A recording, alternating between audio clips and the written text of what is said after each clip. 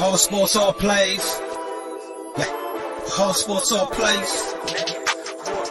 All sports, all plays. 365, we making up plays. You talking the game, get you to the days. We're high in the court, the dime in the lane. Variety topics, living the same. All presentation, sports information. In the airways, taking the nation. All sport, all plays, like working your faces. Grace at the field, so tie the laces. All sports, all plays.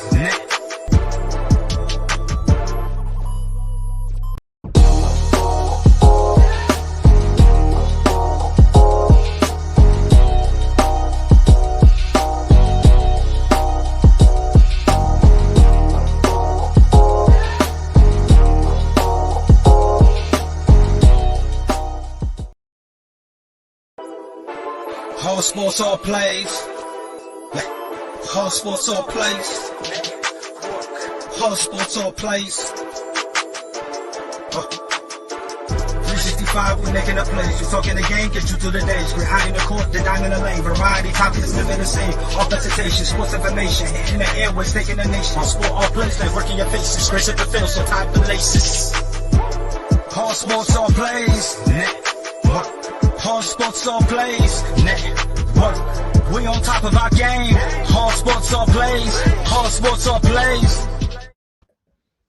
Ladies and gentlemen, what it do? Hey. It is your boy Pride, and we unfortunately have Fredward on the show, along with that boy Mike, and obviously the one true teacher, the female who can open your third eye, the sensei. How's everyone doing today? Yes, sir. Doing good. How y'all doing? I gotta take a shit. Okay, You got Mike. it, coach. You got All it. right, Mike. Okay, Mike. Oh my God. I'm It's gonna be that wonderful. episode. I'm here today, you guys. Mm. How are you guys doing today? Sensei look like she already tired of us. She just started. I'm saying, like she's like, yo, I'm done with y'all. Yeah, y'all gotta get y'all life together. Yeah, so is Ben Simmons becoming like me, broke as shit? John Morant went down, and God knows how Memphis feels. And people said Braun is a snitch when some dumb broad who paid to see him wants to disrespect his son. But first and foremost, Lakers, Frank Vogel. I'm gonna start with you, Freddie, because that's your team. That is your guy, even though you want to switch every other week. So they fired Frank Vogel before the season ends. Fredward. I was in a good mood. Before you brought that topic up, Brian, why the hell did you have to bring that topic up? I was in a Because I want to great get you mood. upset. 'Cause I Pride, want in to a get great Hold on, mood. Freddie. Hold on, Freddie. Pride, show me that can again. Oh. So hold on. So before any misconceptions, hold on. I gotta turn the green screen off. It's Mountain Dew. Oh, I'm But like, since what? Yes. I Since was it's a like, green what the screen. fuck is going on? Right. Since it's a green screen, this is how it looks up. That's why, that's why the Mountain Dew part. Yeah. All right, Freddie, carry on. Well, before I was, brought to this topic, I was vibing, just like this in the name of the show. I was ASAP like, vibe. Yeah. But when I heard the topic, I Yes, stopped sir. vibing. Because last night, first off, you guys heard me on a couple of shows when I would say, you know what, let's be patient. Let's pump the brakes just a touch. Let's What give up, them Bishop? time. Let's give them time. But you know what? Forget time. Forget it. Sensei, Mike, Pride, you know what I seen last night? You know what I seen? I seen a team who had a 13-point lead in the fourth quarter. A 13-point lead in the fourth quarter. And we had to go 3 overtimes. 3 overtimes to lose to the Sacramento Kings. And that's no disrespect to the Kings, but we should be much better to them than this. When we have this much star talent power that we do on this team, we should be much better. Yep, I'm with you, Bishop. And Nick Saban made a call, and all of a sudden, I'm just throwing that out there. Go ahead. My bad. Hey, Go can we ahead. just point out how smooth Bishop looks in his picture though? What? Look at him. Player. Look at him. What's up, Bishop? Elena, Bishop, she just trying to get some brownie points. That's all.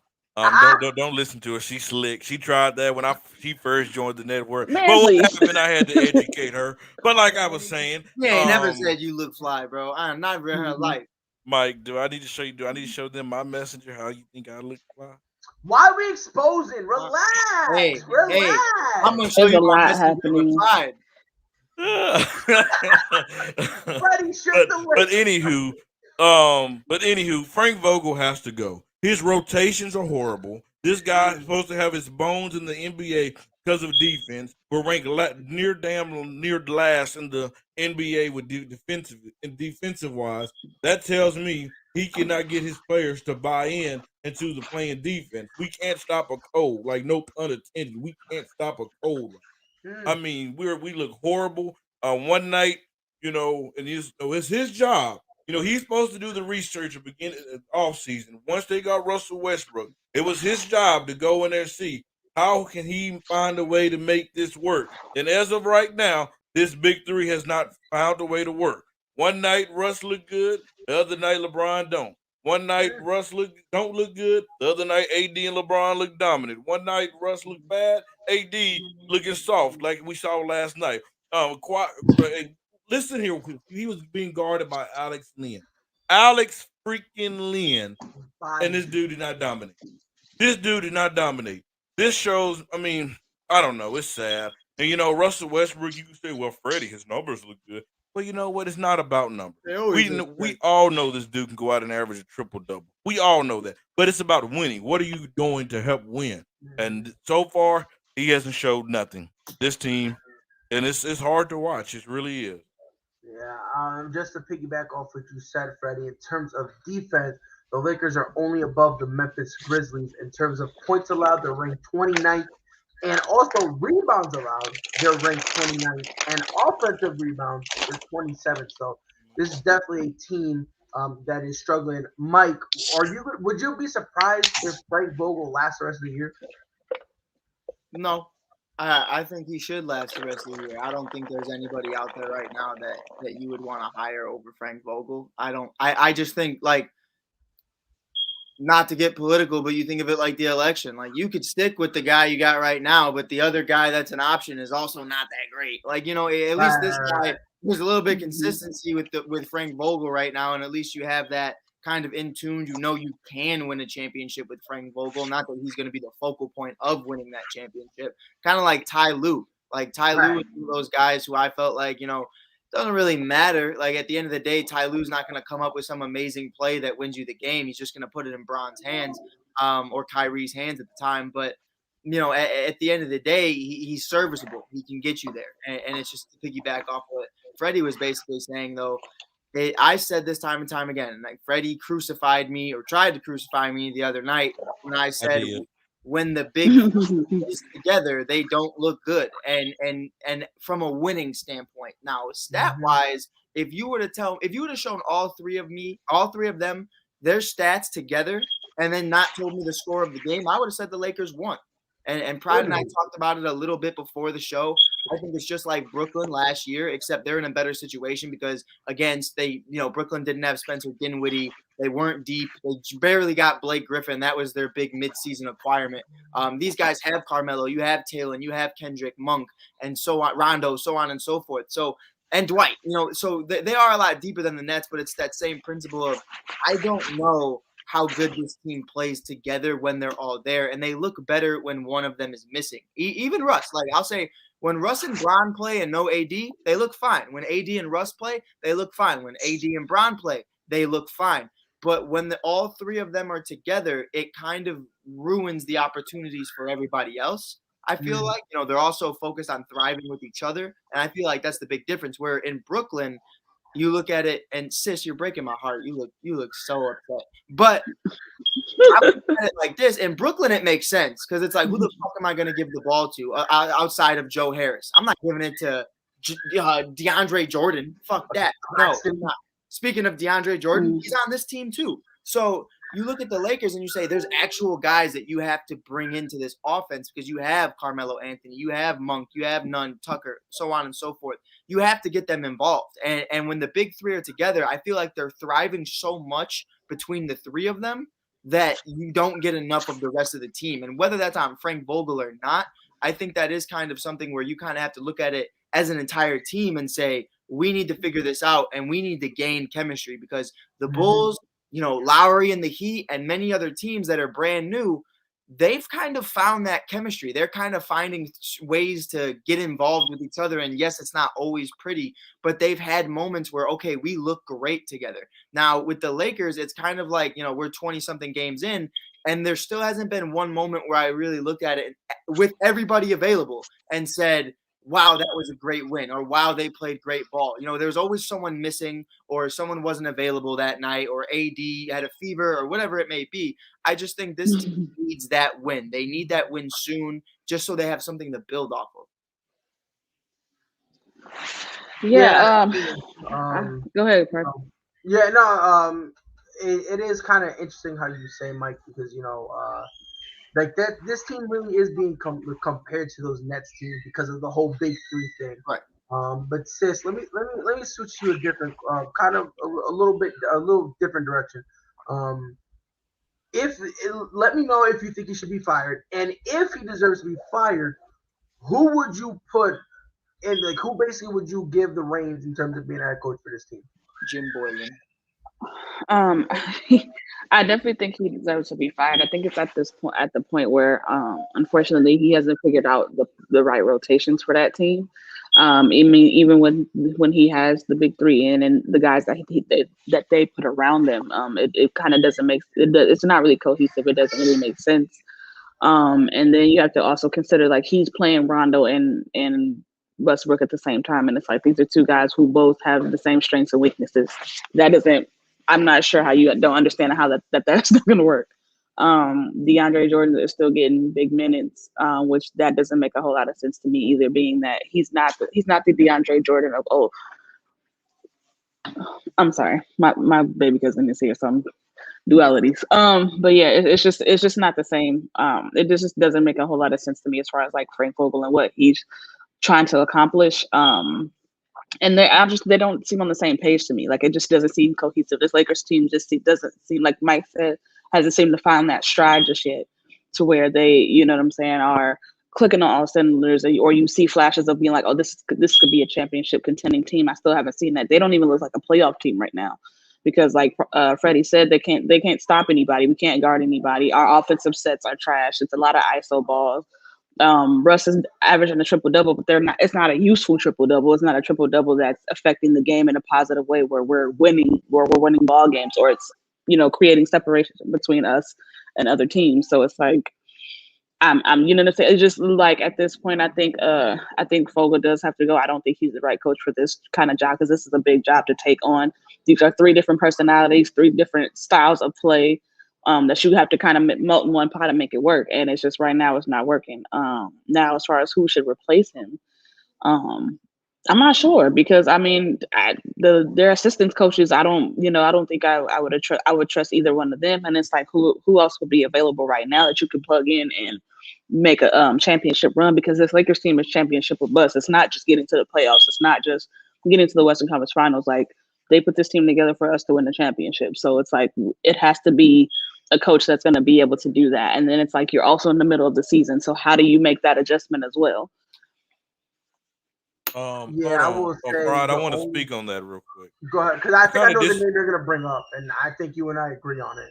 I kind of disagree with you. I think we have two coaches on our coaching staff that I believe Fitz. can come in. I forgot about Fitz. They can come in and change it around. That's David Fizdale, and I would not be surprised to even give it to Phil Handy. I believe Phil Handy, the relationship with him and LeBron, he's that type of coach. He keep it real. He don't sugarcoat nothing. He won't be afraid to go to AD and say, hey, get that big behind in that post. He won't be afraid, because he's that type of coach. And he's been there ever since, LeBron and AD both been in LA. He's been in Cleveland with LeBron, so they already have that relationship intact. So I don't think I think those two would be the top two candidates for that role. And I will say, if this goes on for another week, I would not be surprised if the Lakers make a move within the next week, because the Lakers, I mean, they won't come out and say this, but we all know in our mind, in reality, they did not expect this slower start they've had so far. Yeah, I think, and here's the main problem for me. My thing is, I knew this. Everyone in the moms knew this Lakers team was going to struggle, right?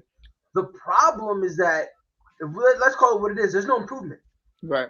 Like when you look at it, you're kind of seeing the same thing over and over and over again, which is why that's kind of why I'm saying at this point we kind of gotta call it a wash, because if you want to give them an opportunity and wait till Christmas, I'm with it. I think they should have done it, but it's getting to a point where now you're not seeing any progress.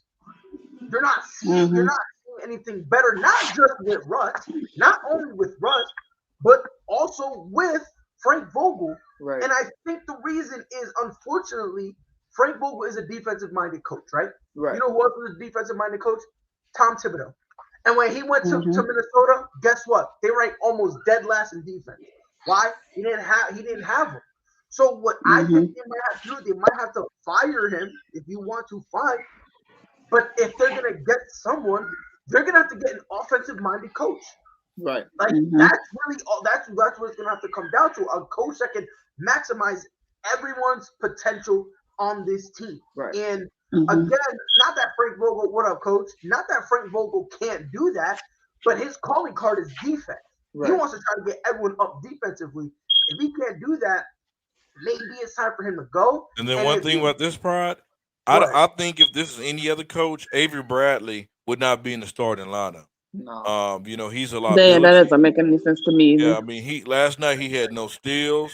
I mean, it's just you go out. I mean, it's okay if you're gonna be just mainly defense, but I need something out of you on the defensive end, and we're not getting that out of Avery Bradley. I mean, he have his moments, but we're not getting that out of him. Right. I'm not.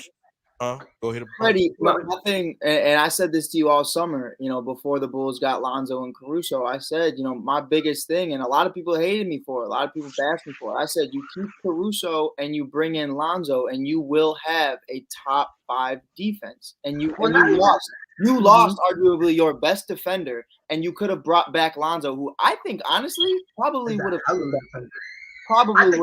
Yes, I think he would have. Probably would. As long as they kind of told him, yo, Lonzo, look, let's try it again. This is your role. Because the problem last time is not only were they trying to trade him, but then while they were trying to trade him, in terms of his role, they really weren't being a bucket telling his role. It kind of was just like right, and that's why he signed with the Bulls, because the Bulls told him, if you drop 5 points a game, we don't care. Just be a real point guard, and that's exactly why he signed. But Magic instilled this horrible idea that this kid was going to be the next savior of the Lakers franchise. Yeah. That's it wasn't just Magic that said that. It was his daddy too. Magic just added to the pressure. Magic just added the pressure. But here's the thing. When it came from LeVar, though, nobody said a word because no one took LeVar seriously. No, when it came from Magic, it was like the NBA players took LeVar serious because they was headhunting Lonzo every single night. No, but that's an ego thing. That's an ego thing. You know what I mean? Like that's really what it is. Even if it wasn't LeVar, that's like Enes Kanter hating LeBron James. Like, bro, it is right. But I'm talking about the way people looked at him in terms of like like looking at him like he was going to be that great. A lot of people were like, he'll get drafted and he'll be a good player. Everyone said that, right? LeVar was saying, "Oh yeah, my kid gonna be the best." And again, look, I love my son with every fiber of my being. He can't crawl, but guess what? I'm a pitch that this kid could throw 101 miles per hour dead center. On top of that, he can have pick up football and return every single play. Like I will hype my son up to the max. So me saying it as a father, no one's gonna pay attention when arguably the greatest Laker of all time and arguably the greatest point guard of all time then goes to another young point guard and says, "This is the guy. He is it. He's going to lead." I don't know about that much, Pride. You said what now? I don't know about that much, Pride. What do you know about what? About Magic being the greatest Laker of all time. That's fine. That's neither here nor there. I said arguably. I said point guard, but I said arguably the greatest Laker of all time and arguably the greatest point guard of all time. If you don't want to agree with it, it is what it is. Chris, I know you glad to see me. I make you happy.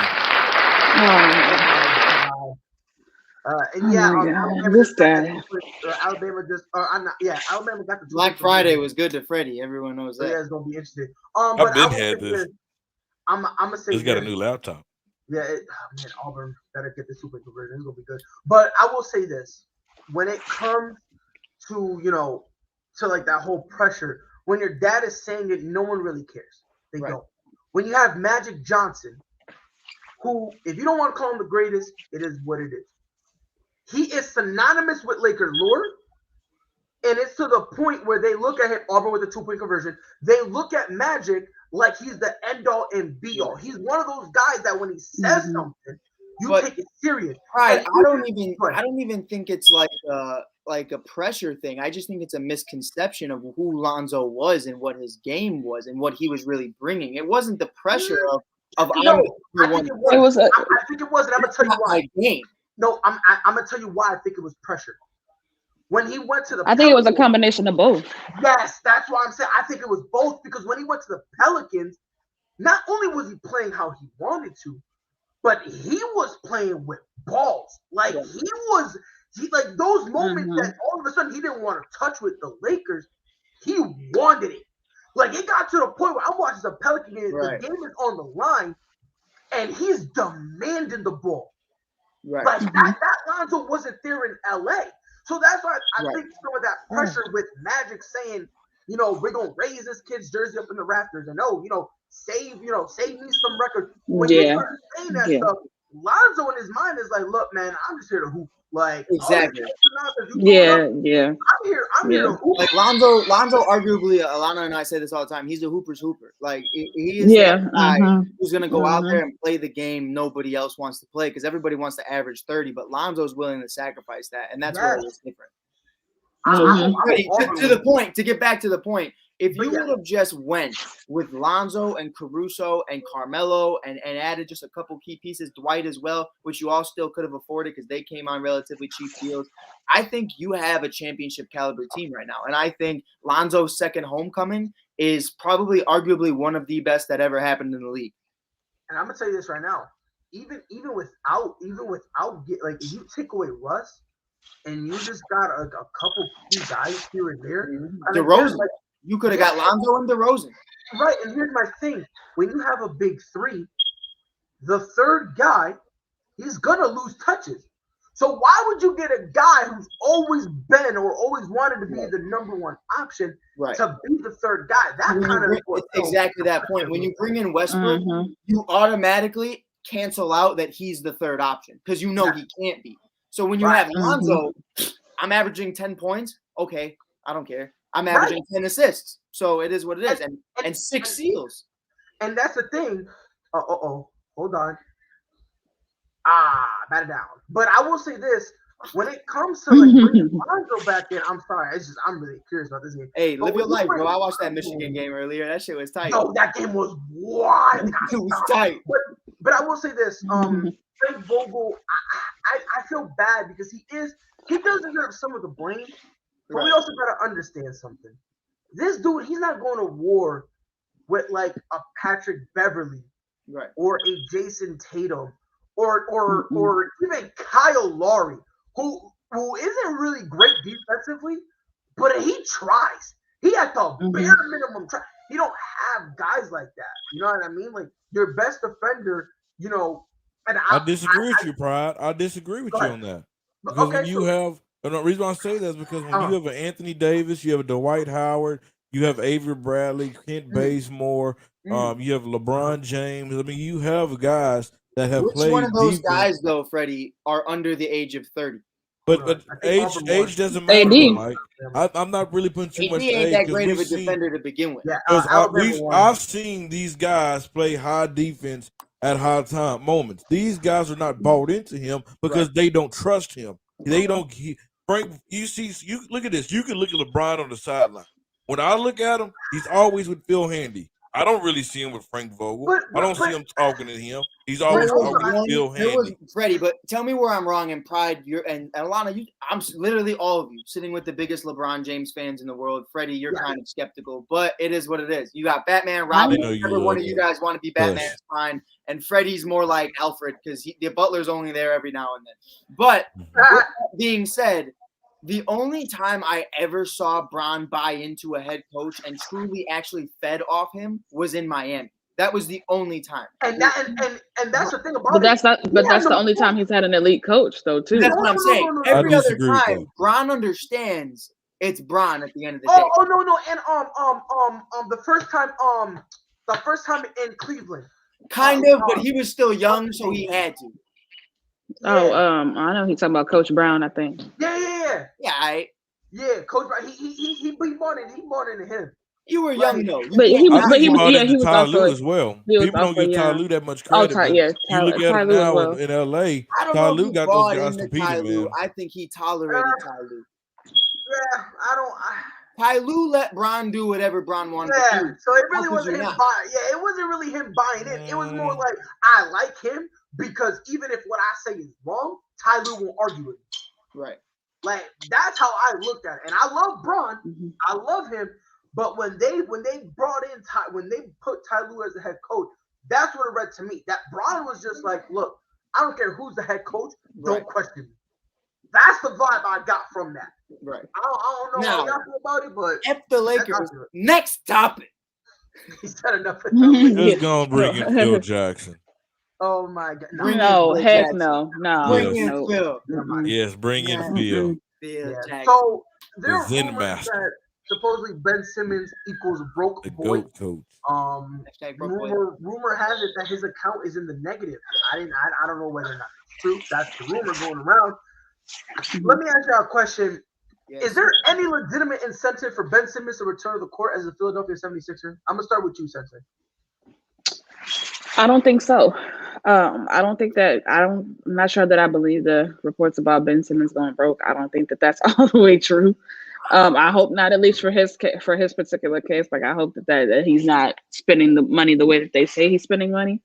But I mean, if that's not the case, then no, there's no real incentive for him to step on the court because at the end of the day, he's gonna have to deal with those Philly fans, and that's what he's trying to avoid at all costs. And they're gonna let him have it. Like Philly's not a place where they're, especially when it comes to their sports fans, they are not shy about how they feel. They are not shy about their opinions. They're going to let you know. They are going to let you have it. And you've all made it abundantly clear that you don't want to be there. You've pretty much pouted your whole way through this portion of the season, and they don't accept players like that. Like you have to kind of take on the attitude of that city, and he hasn't. He hasn't really embraced that. So I don't think if like I said, if the report isn't true, then no, there's no point in him stepping back foot on the court. Now, if they are true, then I mean, you got to put your big boy drawers on, lace them up, and do what you got to do. Because at the end of the day, you got responsibilities, you got things you got to take care of. But I don't think he's going broke. I think if that was the case, I think he would have come back a lot sooner than now. I don't think he would have waited until it got to the bare minimum and then be like, oh, maybe I should have. You know what I'm saying? Like I think it's just one of those things that they're just making reports per usual. What's up, Coach? Yeah. I will say this. Yo, y'all hear me? Yeah, we hear you. We hear you. I promise. I got you. Let me I appreciate you, Fred. What up, man? Sure. So I want to actually. What up, y'all? Let me swing this to you, Coach. So Ben Simmons supposedly is broke. That's the rumor going around. So now here's $1 million question I have for you. Does he have any legitimate incentive to get back on the court as a Philadelphia 76er? It doesn't look like it to me. He's trying to be on the court. It seems like to me he's trying to do whatever it takes to get the hell up out of Philadelphia right now. It doesn't look like he's very motivated to play basketball for this team.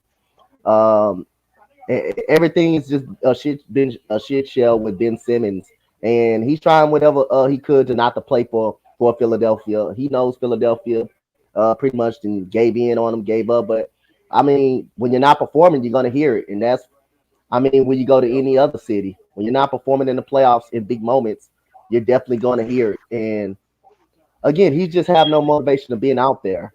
The practices, the cell phone, and stuff like that. He's willing to lose money and not step out, not at least sit on the bench, to not be around the team. But you can go to St. John's and practice all day long, but not be around the team. But I think he doesn't want to play for Philadelphia. I just think he's trying to do whatever it takes to get up out of Philadelphia. Yeah, I don't think he has any type of desire to play basketball for Philadelphia. Mike, you think at some point Ben Simmons is gonna say, I gotta get back on the court?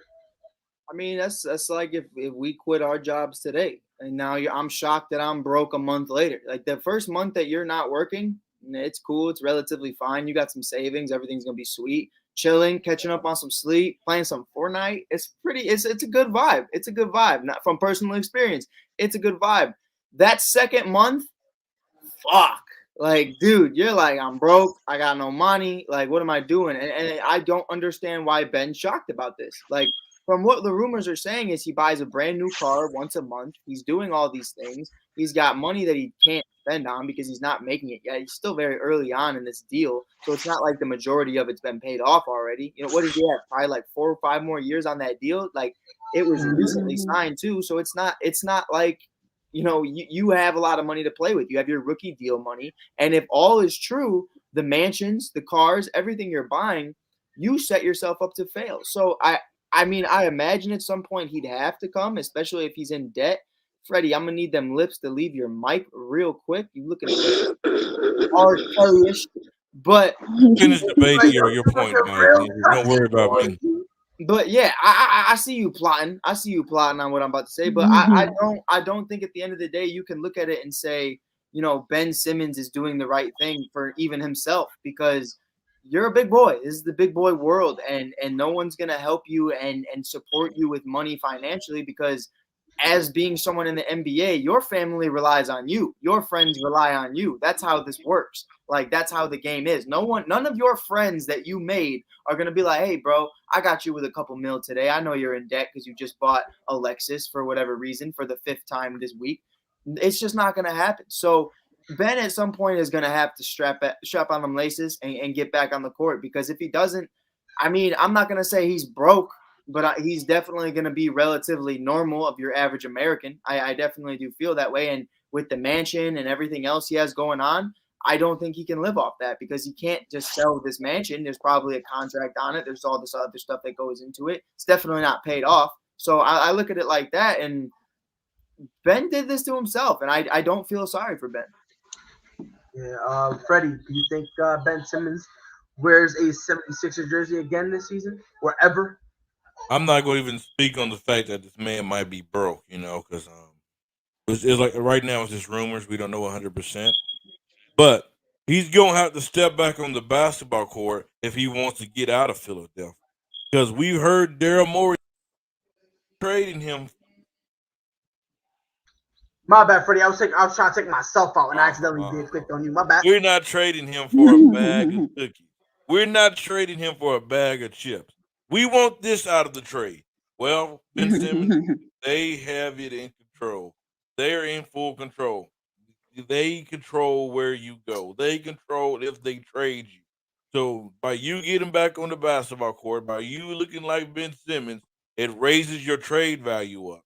So if you don't do that, they don't have to trade you. I've said that many times. They do not have to trade you, and I don't believe they will trade him until that trade value goes up. But while he's not playing, hey, it's going down even more. You know, they want a pretty big deal out of him, but I mean, hey, at this point, and if he is broke, we all know he's gonna have to get out there to make that bread. Yeah. My big thing has always been, and Coach Dante, I'm only saying this because you're specifically here. If Houston would be willing to take a little bit of John Wall's contract, maybe just 10 mil, and then they would pay Philly would probably pay 30 mil of that $45 million deal that he's still owed to the next following year, I would still do Ben Simmons and picks, John Wall and picks for Ben Simmons. I think that's great for Houston. I think Ben Simmons would be in a position to where, Coach Dante, respectfully, you know, Houston's not in a huge rush to make it back to the playoffs. They understand what they are going to be. So you could take that time to build that bridge with Ben and give Ben a little bit more time to produce. And this is just like Lonzo, your second shot. Now you better come back with a 3-point shot, and you better come back with a little bit more confidence, or then it's over. And still then I feel like Houston could still flip him for a bunch of assets and a bunch of picks if they wanted to. So I still think, you know, if Houston would be willing to eat a little bit of that John Wall contract, not even 1/4 of it, just maybe a little bit, maybe like 15% of it, I definitely think they still need to do it, because both those guys want out. And the only difference between Wall and Simmons right now is Wall is so much deeper into that big long deal than Simmons is. Wall can sit comfortably. Wall has all the money in the world. He doesn't have to play another basketball game the rest of his life. Simmons, on the other hand, with the situations that he's put himself in with all this money and all this stuff he's, contractually put himself on with all these cars, all these mansions, all these limos, everything, I'm not saying he's broke either. I'm just saying reality is going to check very, very fast once those taxes are due in the beginning of the year. It's going to be very fast. Mike, so what you're saying about Coach Dante, he have no room to talk about my Lakers because his team is already horrible. Hey, let me tell you something. Guess what? This team almost beat your team. And he beat my team. You did struggle the last 2 games against my team, but we don't have high expectations. We never did coming into the season. So that's even worse for y'all, because y'all have championship expectations, struggling against horrible teams. So you can count. You talk about the Rockets. We don't care. We're rebuilding. Hey, Coach Dante, you know how I feel about that? Coach Dante, you know how I feel about that? So yeah, I don't think the way y'all looked last night. The way y'all looked last night, that's laughable. Yeah, don't make me call Buddy Hill. Don't make me call Buddy. Call Buddy. Call Buddy. He had 11 points in the first OT. He had 11 points in the first OT. Could have been yours, big dog. He said could have been yours. He could have. I will say this about Ben Simmons. I do believe he is gonna have to play eventually. Yeah. And the reason being is in order for you, he wants to get out of there, right? If I'm Ben Simmons, I understand why he wants to get out. I don't blame him, But you also need some self-awareness. If I feel like that's what lacks in this whole situation from the Ben Simmons side. Now, I'm a Ben Simmons supporter. I go on and say I'm his public defender on retainer without being paid. Say it all the time, right? But at the end of the day, there needs to be some self-awareness. How are you gonna sit out and the few times you show up to the 76ers organization, you're doing everything in your power to be sent home?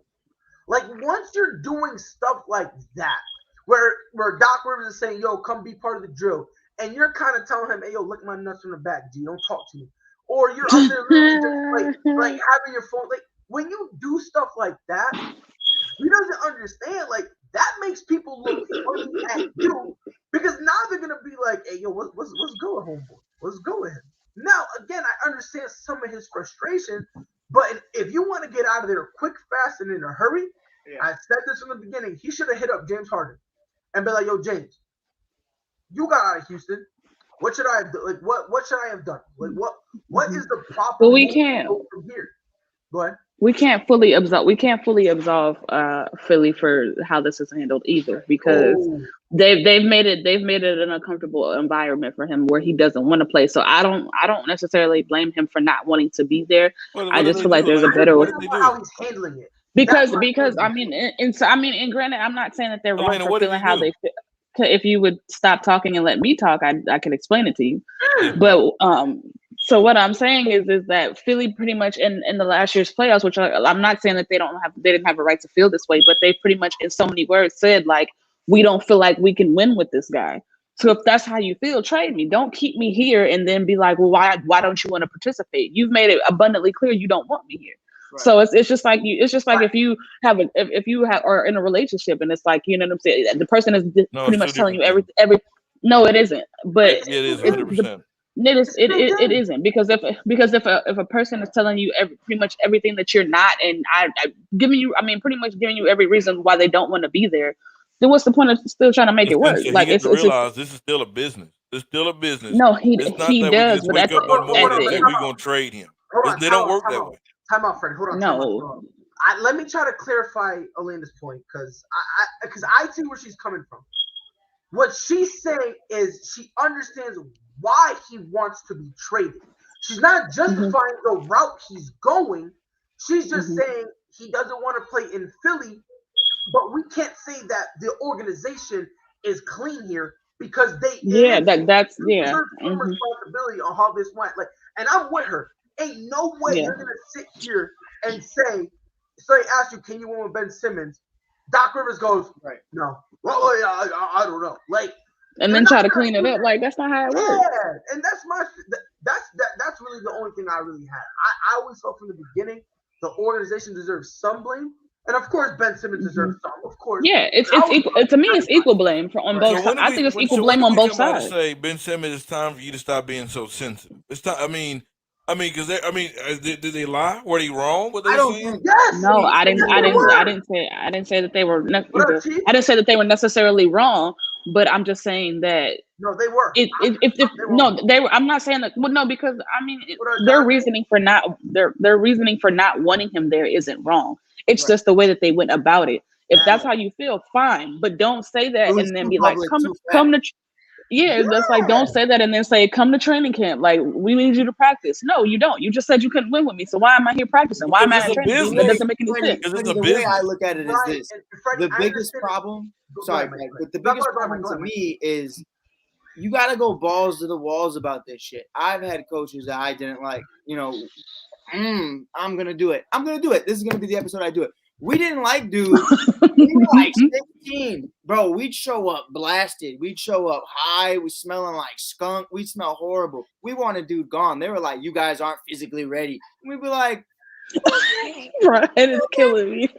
look at James Harden. All right. I ain't getting the fuck out of Houston. I'm gonna go hang out with Lil Baby. We gonna go break COVID protocol and we gonna go vibe out. And I'm gonna come in a fat suit looking like the Nutty Professor. That's how I'm rocking. Now you look at Jimmy Butler. Jimmy Butler walks into Minnesota and says, I will beat the fuck out of every single one of you until I'm traded. And Tom Thibodeau, you're a bitch. And that's how it ran.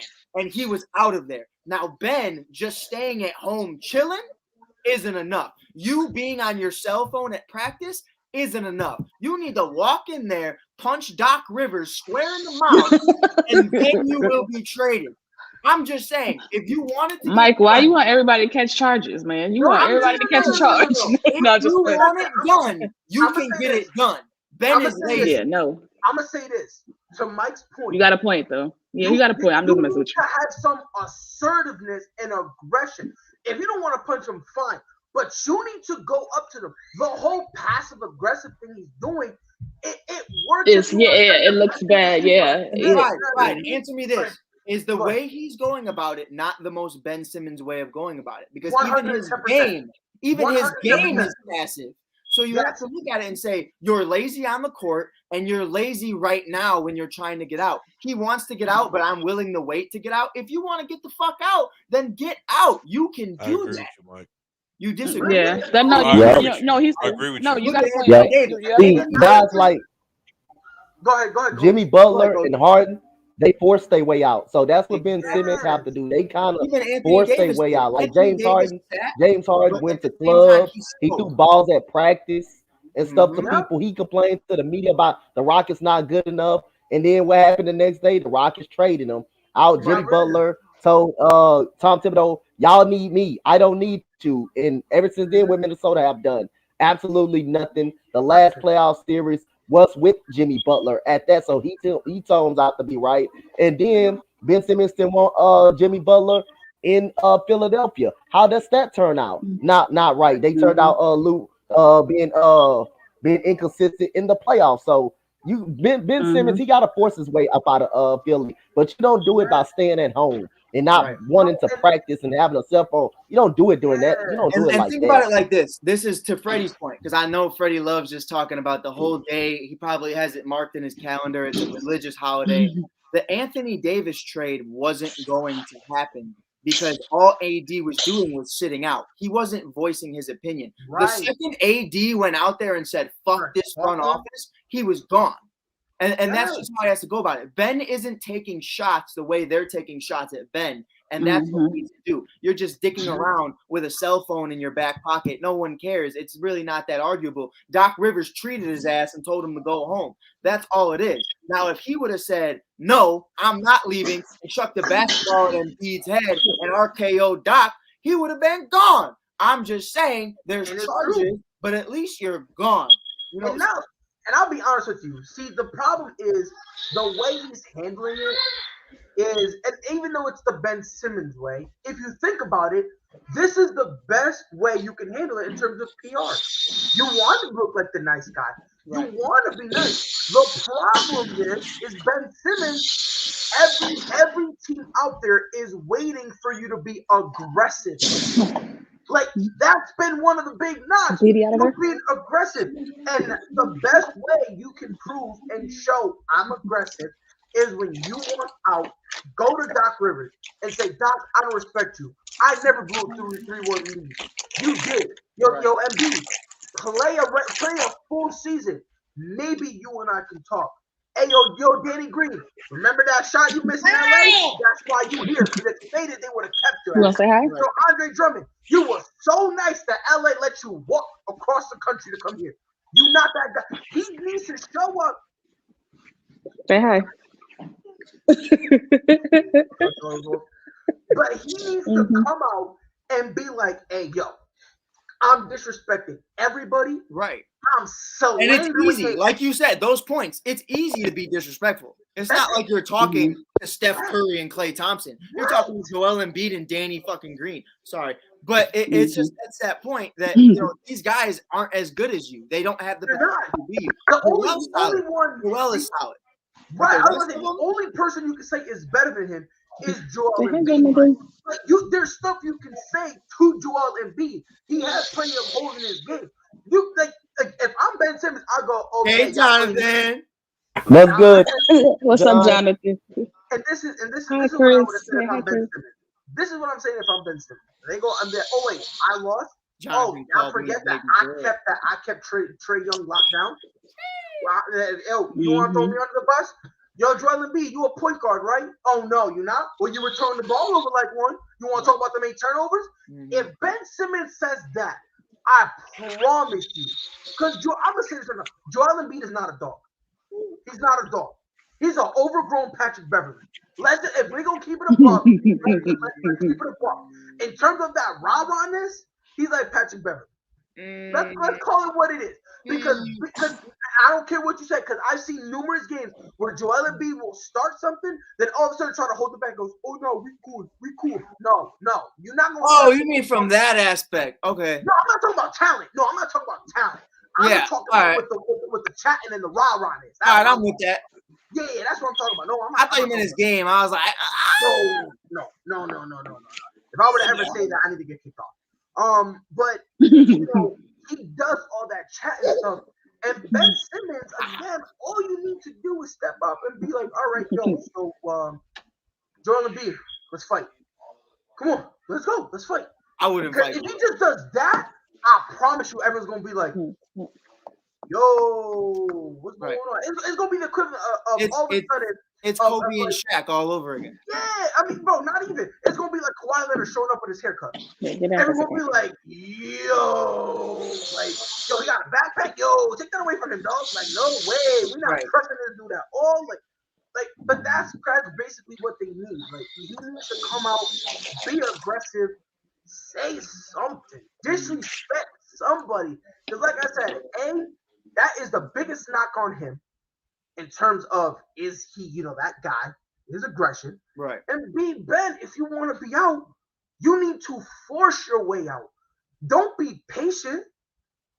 Don't be patient. Don't be like, if they let me go, they let me go. It is what it is. Nah, bro, you can't have that energy.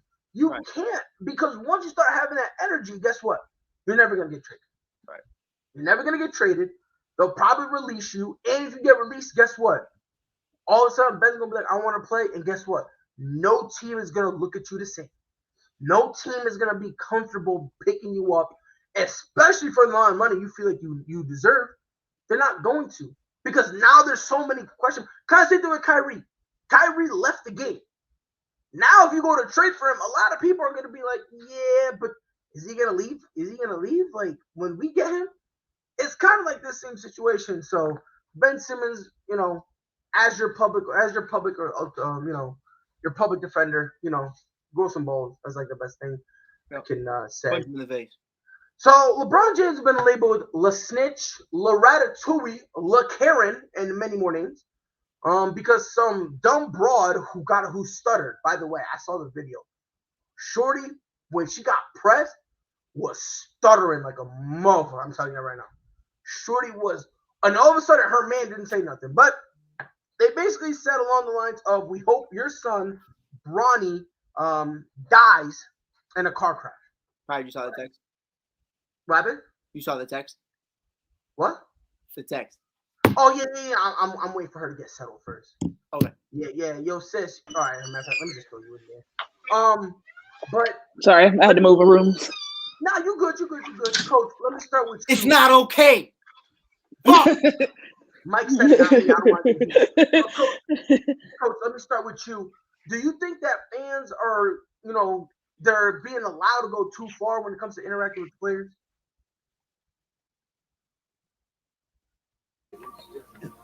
Oh, I hear you. Say what? I hear you. Yeah. You say what? You didn't hear the question. I said, Coach, do you think that the fans are allowed to go too far when they're interacting with the players?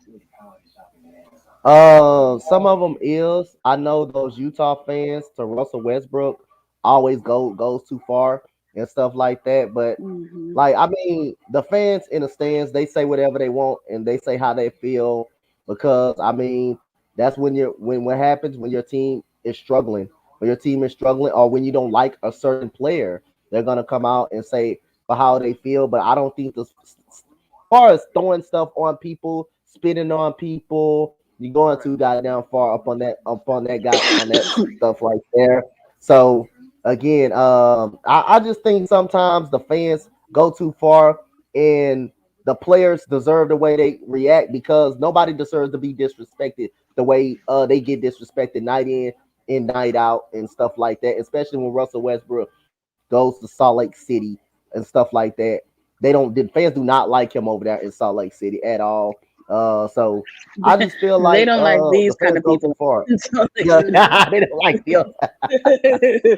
let's just keep it a buck. Mike, you one of us. You one of us. No, Mike doesn't count. I'm not saying. I'm just saying people Matter of fact, in Salt Lake City. Yeah, because They don't. You know what I'm saying? Mike ain't never going to Salt Lake City. He too hood for Salt Lake City. Mike, I'm gonna put it this way, Mike. You one of us, bro. They don't like cookies. We chocolate chip. You white chip macadamia nut. Right. You still a cookie, brother. You still and let's not act like white macadamia and cookies aren't delicious. Like, let's not do that.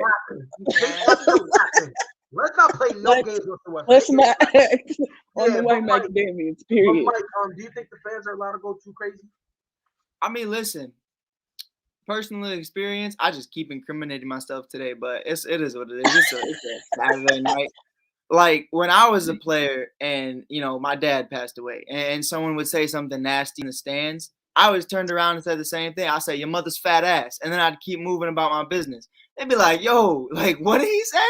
He'd be like, well, he said something about my mom's ass. I'd be like, yo, like, I don't care. Or I'd just flip you off. Or I'd say something. I go about my business. Here's my problem with Bron's issue. And I am in no way, shape, or form defending this kid. I think he's an asshole. I think the system is broken, and I think there's many different ways we can talk about this. We're not going to talk about it, but I saw the tweet of LeBron James mocking a 17-year-old kid in Kyle Rittenhouse, calling him a crybaby, calling him this, calling him that, saying that he's upset that people are calling him names. And then I've seen Bron time and time again get upset when people call him names. So I've seen him do it a lot. And it's not just Kyle. It's a lot of individuals Bron has gone public and made fun of for complaining. And I know it's very different situations, but I find it very interesting that, on the court, they get upset. But in real life, Bron wouldn't pay attention. If someone commented something about Bronny, Bron wouldn't have commented about it. But because it's public, it's okay. Now, here's where I'll say this. You talked about someone who couldn't defend himself. Bronny, whether it was Bronny, whether whoever you were talking about, it was just weird to me that you would talk about someone's son. It's a little fucked up. And especially after what happened with Gianna Bryant, especially with what happened to Kobe Bryant. You said you hoped he died in a car accident. I just feel like that's very fresh. LeBron wasn't playing that. And I'm in no way saying that I felt like Bron was wrong talking about Kyle Rittenhouse or any way, shape, or form. But it's one of those things where, like, if you're laughing at someone over social media for being upset about name calling, and then I watch you be upset about name calling, it's weird to me. Like, I'm that person, and Pride, just know, like, I'm saying it right here, right now. I'm that kind of person that's like, you say whatever you want to me. Just know whatever I'm about to say is fucked. and I've been sitting on it for like 5 years and just waiting to say it to somebody. Like I got stuff about Freddie that I could talk about the Lakers and how he feels about LeBron James. I'll never say that because I love Freddie. Fred Word is my dog. Fred Word is my dog. But I find it weird when people are finally like, like if I said, man, Pride's a fucking crybaby, and then the next day on the ASAP network, I'm out here crying about someone who commented about me. I just think it's weird. And I think it's a little of a double standard because I've seen Bron go on social media and mock tons of people. So I just find it weird. But I do think this situation specifically, I think it was mad out of pocket. And I think there are certain things you just don't say, and that was definitely one of them. How many times has LeBron James have gotten somebody escorted out of an arena? A few times. Okay. Twice. And if I'm being completely real, all of them were kind of recent. None of them was in Miami. None of them was in Cleveland. Right. And they were all justified. Because you want to compare it to what he said about Kyle Rittenhouse.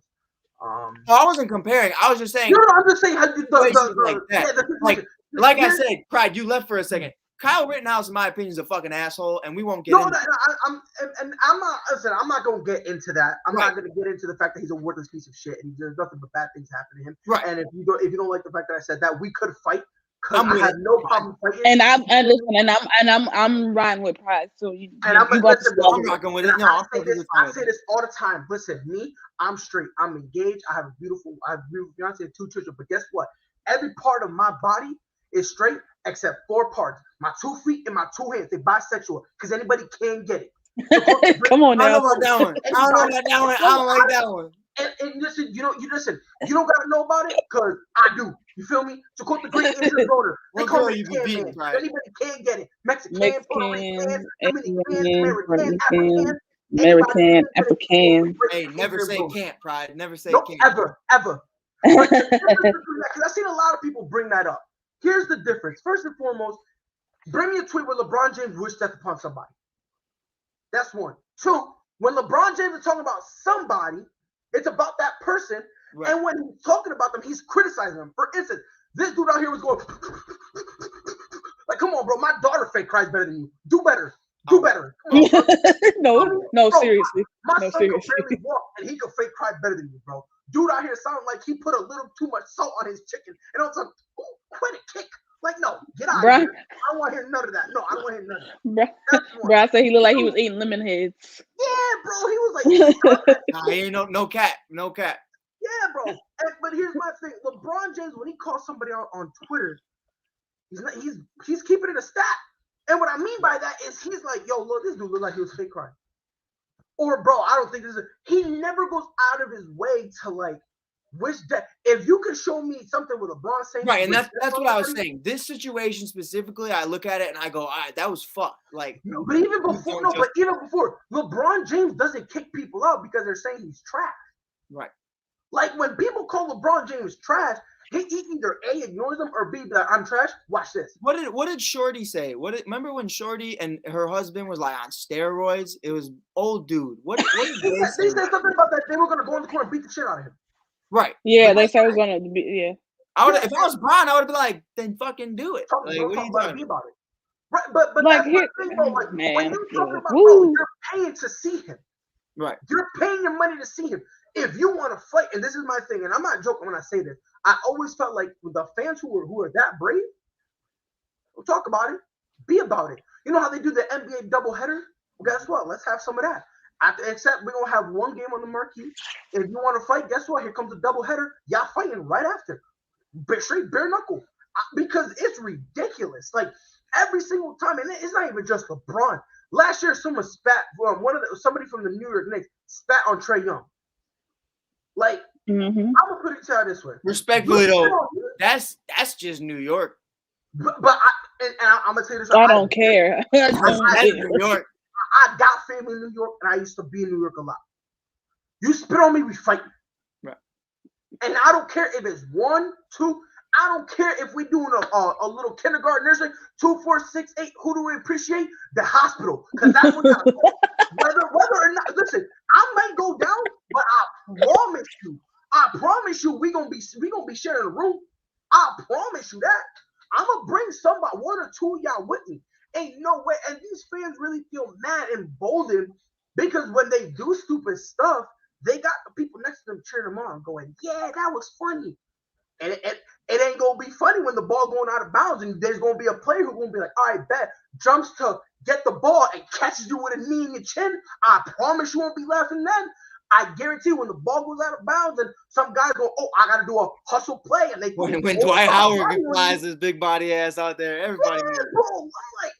I'm like, look, let's keep it a buck now. Like, we need to understand, bro. Like, not only are these guys humans, not only are they men, but hear me out, bro. They're not perfect. Like, understand, bro. Like, what happened with Metal World Peace and the Malice of the Palace? Hear me out. The only reason that doesn't happen nowadays is because the players usually have guys in their ear talking about, "Come on, chill out, chill out, chill out, chill out, chill out." Like, So nobody ever told me to chill out. Nobody talked to me when I'm mad. No, bro, matter of fact, I used to hang around, excuse my friends, I used to hang around with some dickheads. When I was mad, they used to come up to me and be like, "Hey, yo, bro, he said something about your mom." They would antagonize me.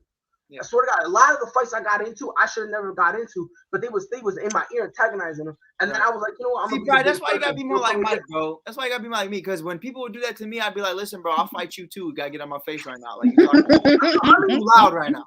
Yeah, but I was a young fool. I was involved with shenanigans, and I enjoyed fighting. Yeah. I was a very silly young man. But I will say this with the fans, and He what was sucks a about it goober. is, yeah, but 100%. But there's nothing the fans really could do if we go, or the NBA could really do if we're gonna be honest. Unless you can hire a security guard for literally every single person, there's really nothing much they could do. There's nothing you could do to stop someone from speaking. You know what I would do? You know what I would do? I'm throwing out a fake memo. I'm being dead ass. I'm throwing out a fake memo. I'm gonna be like, from now on, any fan wants to get involved, players have free reign to knock the shit out of you. Throw that one fake memo out. I promise you. Utah still says it. Utah will never have any front row people. Utah will never have any front row people. Period, bro. Like, there's gonna be like 3 aisles, or the first aisles are gonna be empty everywhere. And when it comes to like the New York Knicks of the world, Utah gonna be in the nosebleeds just talking shit. Hey, Utah is the worst. Utah is the worst. It's the worst. You don't want to go to Salt Lake City. Utah and Utah and Boston. Boston ain't no better. But Boston is pretty bad too. Yeah, bro. I love the Celtics. I really do. But not only the Boston Celtics fans, the Red Sox fans as well. Especially when you're especially homeboy, what's his name? Shit. It was one of them was Torrey Hunter and Adam Jones, the outfielder for Baltimore. They used to have stories where they were out in the outfield, no umps around, and they're getting called names and literally having beer spat at them. St. Louis is pretty bad too. And since the umps are, and the way it is if it like, I don't know if you guys have ever been to Fenway Park, but left field is the Green Monster. If you throw something from there, you're never getting caught. You are never getting caught because it's so high up that by the time it hits you, and listen, it's easy to get up there. Like I bought the tickets I had bought was in right field with no problem whatsoever. I was able to walk all the way around up to the Green Monster. If I was a bozo, I could have flung something.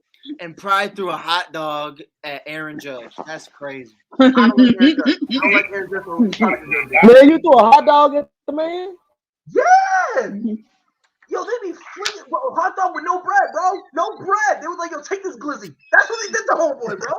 They were like, "Here, take it." Pop.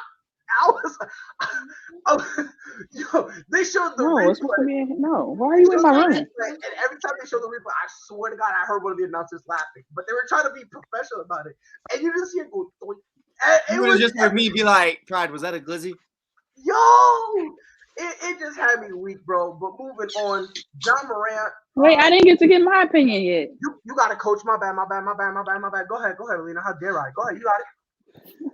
So here's the thing with the whole LeBron situation, and I think this is kind of getting lost on people, is that LeBron, like, he's never really had fans escorted out of the game. He's had different run-ins, obviously, in certain games, but he's never really like gotten anybody tossed. Unless they like really, really cross the line, and that's where he kind of gets where it's like, okay, like I can't legally, I can't do anything to you because I mean, I hit you. That's a $40 million lawsuit automatically. Like, there's really nothing I can do about that. So I'm just gonna exercise my power not to in cut this you way. off, but the white folks, he's not the GOAT, and this is why. It'll automatically be like he's a criminal. Like, you know what I mean? Like, Yeah, exactly. And it's like he can't win for losing. right. Brown would lose his reputation for the dumbest. And not only that, if we gonna be Exactly. honest, like, the people he would hit are people that like I would hit. Would be like not only that, would be people who be like, bro, I'm gonna go like this. They'll flinch and say, "Oh, I hurt my neck." Like, let's keep it in context. Like, Braun understands if I hit you, I can literally flick your forehead. Good job, sis. I saw that. I saw that, sis. We were struggling with that one. She said, "Damn," she was stressing with it. Go ahead, sis. But I'm just saying, like he's never. I mean, in the 19 years that he's been in the league, he's never had anybody tossed out. He's never really had too many run-ins as far as with fans, because you got to think like he's LeBron James. People say things to him all the time. Like he's probably heard all kinds of things. But where LeBron has always in high school, I mean from high school on up. But what Bron has always drawn the line is when it comes to his family.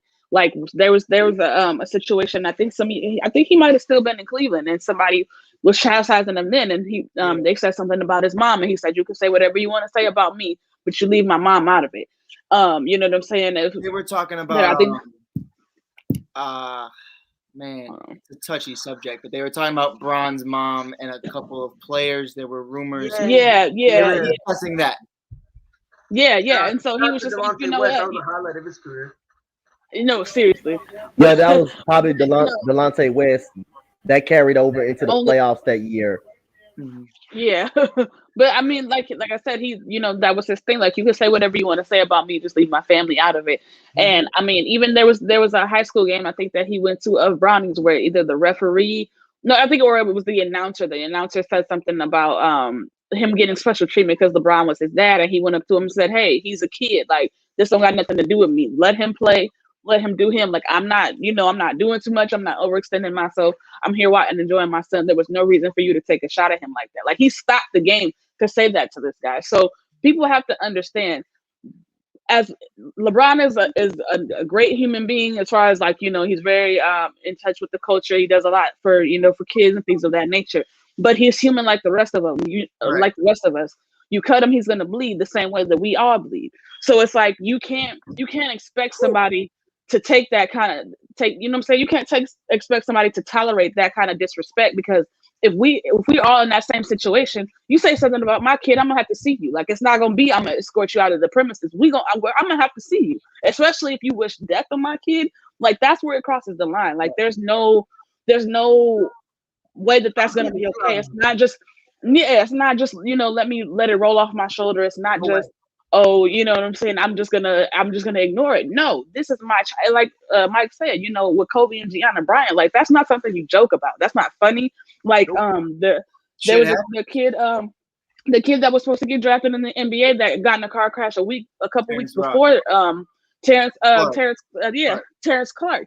That's one of Bronny's friends. So, like, why would you like, there's a lot of layers that I don't think people are really understanding when it comes to that. And fans get away with a lot of stuff because they've said some. I mean, Bron ain't the only one. Like, there's been a lot of players that have been highly disrespected by fans. I feel like the NBA needs to implement something. It needs to implement something where they protect the players more. I don't know how you go about doing that, but there needs to be something, because one time it's gonna happen. Like, they're gonna try a player at the wrong time, or they go try the wrong player, and then it's gonna go left. So, you know what I'm saying? And it's gonna be Malice in the Palace all over again. I would have been mad if Brown would have put hands on dude that she was with. I would have too. And I would have been mad about that at all. The rumor is that they both said it. There's more. Yeah, that's what I'm saying. That's what I'm saying. And there's people that were around them that said that that's what they were saying repeatedly. They didn't just say it one time. They said it repeatedly. Yes. So it's like I guess the point was LeBron told them, "Yo, chill out," and they kept saying it. So I just think it's funny that when they got ejected, all of a sudden he was just like, sorry, sir. Like, nah, be like, Yeah, he threw his hands up the whole time when he went over and pointed at him. He threw his hands up, and that's what I'm saying. Like, fans think that they can just say whatever they want until you get pressed, then all of a sudden it's no. Right. And again, He wasn't doing. If you want to talk trash about LeBron, if you want to say he's trash, you can't shoot free throws. MJ's better than you. You're not the best player in the world. Kevin Durant is better than you, bro. Joel Embiid is more dominant. If you want to say stuff like that, handle. You can say it. If you want to go out, that was my point. That was my point. If Bron was doing this, I would be like, well, you're laughing at Kyle. You're laughing at all these other people. If that was the case, when it's a personal attack, I have a problem with it, and I hate that because I feel like I came across as one of these fucking white people that says I support Kyle. I didn't want it to come out like that. But like, I get the sentiment of what you were trying to say as far as like I'm criticizing. That's why I love Bron is because every single time, which hasn't not more than I have fingers on this hand, has been a legitimate reason.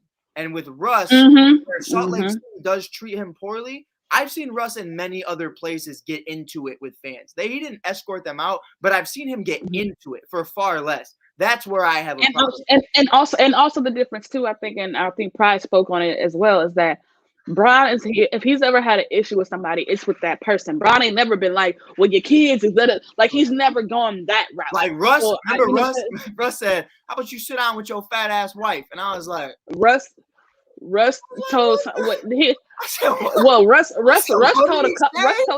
told a couple, I forgot where it was at, but I think it was like it was a married couple. He said I fucked both of y'all up, and I was like, honestly, Russ, I ain't mad. And I was because bro, so there was one of the audio things that I actually listened to the video from a different angle. It was like a fan's perspective. They told I love those videos. I love them. The reason he said that was because one of them called him the N-word, and you can hear it. Yeah. That's what I'm saying. He was talking to another fan who was saying he was trash, and Russ was like, "Bro, you pay to see me." And someone in one of the couple, I think it was the guy, yelled, "Shut the F up, you!" And with the heart on, and Russ looked at him, and he immediately saw and said, "I will beat both of you up." Yeah, and I wasn't mad at I wasn't mad at it. And listen, honestly and truly, and what I also find funny is too, when these little incidents happen with Brian, you notice Savannah's never there when this happens. Ain't nobody finna play with Savannah James. That's the real thug of the family. I don't care what nobody says. Savannah James is the real thug of the family. Ain't nobody finna play with Savannah. Period. Point blank. I can't remember what I said to Coach. I think you might have been there. I'm 100% positive Savannah got a body. I don't care what no one says. I was there. Oh, you were there? Oh, for sure. I'm telling you, Savannah got a body. I'm telling you, she. And when people say, "Oh, body," why are you trying to, look at her body? If that's how you thinking, you don't know what I mean. Because I mean, she got a body too, but I mean, yeah, but I'm talking about she handled her business. What? I'm sure if we go to Akron, it's a couple females that like, yeah, Savannah was out here putting hands on us. Trust me. Listen. Yeah, I'm telling you, man. Look, the league, I hope the league can do something about it. I really do. Yeah, I'm not sure how they go about it because like there's the fans there's so many fans, so it's like how do you? But I think what they need to start with is just policing how fans because it's always the fans that are around the court, like that are courtside or that are really close to the players. Those are the fans that for whatever reason they act up the most because they want that interaction. Exactly. I'm just saying, if Savannah James beat the shit out of me, I wouldn't even be mad. I'd be like, that's a certified beat. That's a certified beat. Like that's not even an L. That's like if G Herbo beat my ass or Polo G. I don't hold you. If Savannah ever beat me up, that's a low-key dub. Low-key. Because imagine, I was blessed enough to have the wife to be of the greatest basketball player ever put pause on me. That's an honor. That's a blessing. Listen, Savannah don't even talk like that. That's how you know she the thug of the family. Because she's so quiet. Like that's how you know she's the one that the people that ain't nobody ever played with Savannah. That's all I gotta say. But like, we can move on to the next topic. Y'all ever been like that though? Y'all ever been like with your boys and you get into it, and then like me personally, everyone's always yelling back and forth, and I'm quiet. I'm just like. I'm waiting for that one more. I'm listening to every single dude, and the comment I hate the most is the dude I'm finna hit. And that's just me. I'm waiting for, like Coach Dante was talking. I'm waiting for that last second. That last second he says something. Boom. Right. I'm gonna tell you this right now. Like I said, when I was back in my younger years, back in the olden days, I was a clown. When that one person said, "I'll beat up everybody in this room," I was the first one to stand up and said, "All right, let's find out. Let's find out. You brought up a hypothesis. This is science class, bro. Let's put it to the test. Let's repeat. Yeah, let's repeat your hypothesis. I was more quiet. Let's see if it works." I'm like, I mean, we can go there, but just don't touch me. And then the second someone touch me, it's over with. But, oh yeah, now I knew a few guys like you, Mike. That they straight up would look at you to be like, "Look, man, we the school shooter type." I'm not saying, I'm not embracing that. I'm just saying we mad quiet in class. Don't make me reach in my bag, bro. Oh my God. Yo, you're a trip. So Ja Morant. Let me get my hat on ready for this topic because there was a apparent knee injury. It was a non-contact, and when I see non-contact, I immediately my heart drops, man. My heart sinks. I'm the same way, Pride. I'm the same way. When I hear that. Those non-contact injuries be the most dangerous. That'd be the worst ones. Yeah. You would think when you think you will make contact with a person, you would think those will be the worst injuries, or stepping on someone's foot. But those non-contact injuries, that equals ACL, torn Achilles, and stuff like that. That's meniscus. Yep. Those are the worst injuries, man. So I'm kind of worried about that Ja Morant injury, man, because the non-contact injuries be the ones that put you out for the season. Klay Thompson had a non-contact injury when he went down in that finals. He had a non-contact injury. So did KD. Non-contact injury are dangerous. Yep. He had an injury just based on shooting the basketball, basically. And that was no contact at all. Just I didn't think he was ready though. I didn't think he was ready to play. I thought they just rushed him. He wasn't. That's another story for another day. He wasn't ready. 100%. But Ja Morant, he exited. Supposedly in the MRI, they didn't find anything. That's bullshit. That's what I'm thinking, because the way he walked off that court, it's either he's soft, which I highly doubt. He real. Or there was something else. He couldn't even put pressure. He couldn't put pressure on him when he was walking off the court. So here's the question. Because they categorize it as a sprained knee. Now I've sprained my knee countless times. Never in my life did I sprain my knee and walk like that. Ever. I'm just throwing that out there. And I've seen people sprain their knee before. I've seen players who have a non-contact injury. For instance, another guy, Darren Waller, they hit him with the same thing, and he not only walked off under his own power, he was on the bicycle, then was able to walk off the field to get undressed and came back and was on the sideline standing. The fact that he could hardly put any weight, I ain't gonna hold you. I'm bugging. Mike, let me start with you. Should Memphis be worried about Ja Morant's injury? I wouldn't play Ja for at least a month. I wouldn't play Ja at all. At least a month. And the biggest reason is you watch what happened with Kevin Durant, who had a sprained ankle or a sprained foot, and it ended up tearing his Achilles, because you knew that the doctors are going to tell you one thing.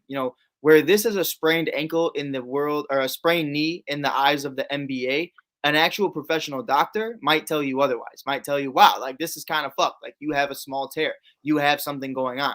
But to the NBA doctors, they aren't going to tell you what you want to hear. They are going to tell you, are you good enough to play basketball? And that's exactly what they're hired to do. They're top of the line. Don't get me wrong. Like they are top of the line doctors, but they aren't working for Ja Morant. They are working for the Memphis Grizzlies. And at the end of the day, all the Memphis Grizzlies want to hear is he okay to play? And as of right now, yes. But if you were to ask a primary doctor, if you were to ask a legitimate doctor that is invested solely in Ja Morant and his health, would probably say, hey, maybe don't do that. Maybe don't play for a little bit. Maybe that could lead into something bigger, like Kevin Durant and his Achilles, like we've seen with Derrick Rose time and time again coming back. And that's why I put on my Bulls hat, because that's what I've said about Derrick Rose for years, is he reminds me so much of Ja. And this was my biggest fear. I don't care if, that 3-point shot is never that consistent. I don't care if you're dunking out the room. I'm always worried about Ja and his landing. And I feel like Ja's my favorite player in this league, point blank period. Luka, Ja, Melo, Jimmy,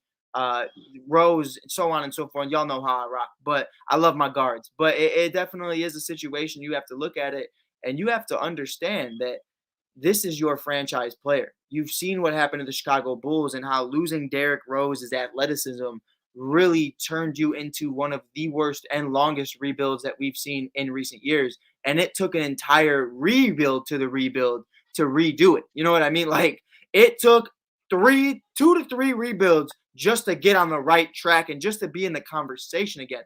You know, we're looking at it from coach's perspective too.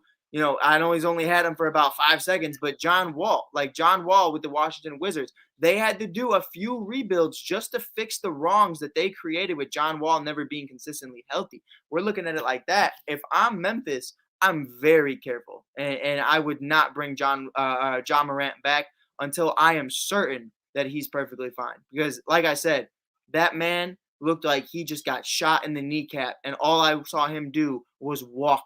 That was it. He just made a little tiny move, made a little movement, and it was over. And it's injuries like that, like Coach Dante said, those are the worst ones. If I see someone run his knee into your knee, I find that's understandable. I understand why you're in pain. I understand the shock, the adrenaline that goes through. Bro, my man really just took a step and died. Like, that's how it looked. And those are the injuries, the ones you can't physically see, that mess you up for life. I have no idea where Pride went. So I'm going to go with Alana. Yeah, my bad. No, it's all good. I was the same way, and kind of like what Pride was saying. When anytime I see a non-contact injury, especially for a guard, especially for an athletic guard, an explosive guard like John Morant, I automatically get nervous because that could be season ending.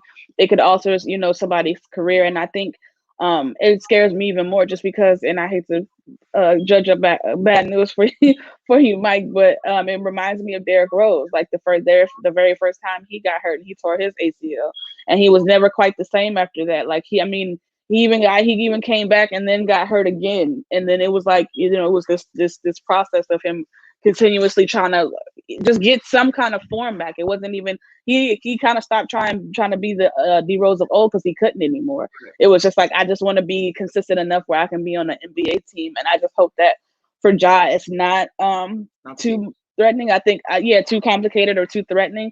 I think he probably tore a ligament at the most because he couldn't put pressure on it. But I do agree with you, Mike. I would if it is a minor injury, but it's a knee injury, I would sit him out for some time because the worst thing you could do is rush him back too soon and make the injury worse. Because it's not like we're talking about Lonzo Ball. Like we're talking about a guy we're talking about comes out of his shoes. Like it's not like you're gonna go, all right, Alana. If I tell Alana right now, I want you to play it safe in tonight's game, she's probably gonna play it safe. If I tell Ja play it safe, he's gonna dunk 27 fucking times. Mm-hmm. Like his version of playing safe is instead of dunking 30 times, 29. That's his version. Yeah. I don't trust Ja enough, and respectfully, it's not a negative knock on Ja. It's just how talented and it's just that grit. It's that heart. It's that heart that he has. He can't play any other way. He's willing to die for these. Yeah. Guys, and I would. Yeah, and he's a franchise player, and they don't want to. You don't want to risk. You don't want a Derrick Rose situation in so many words, like because Chicago had so. Yeah, they had so much stock invested in Derrick Rose, and they put so much behind him because he was, from Chicago and just all these things.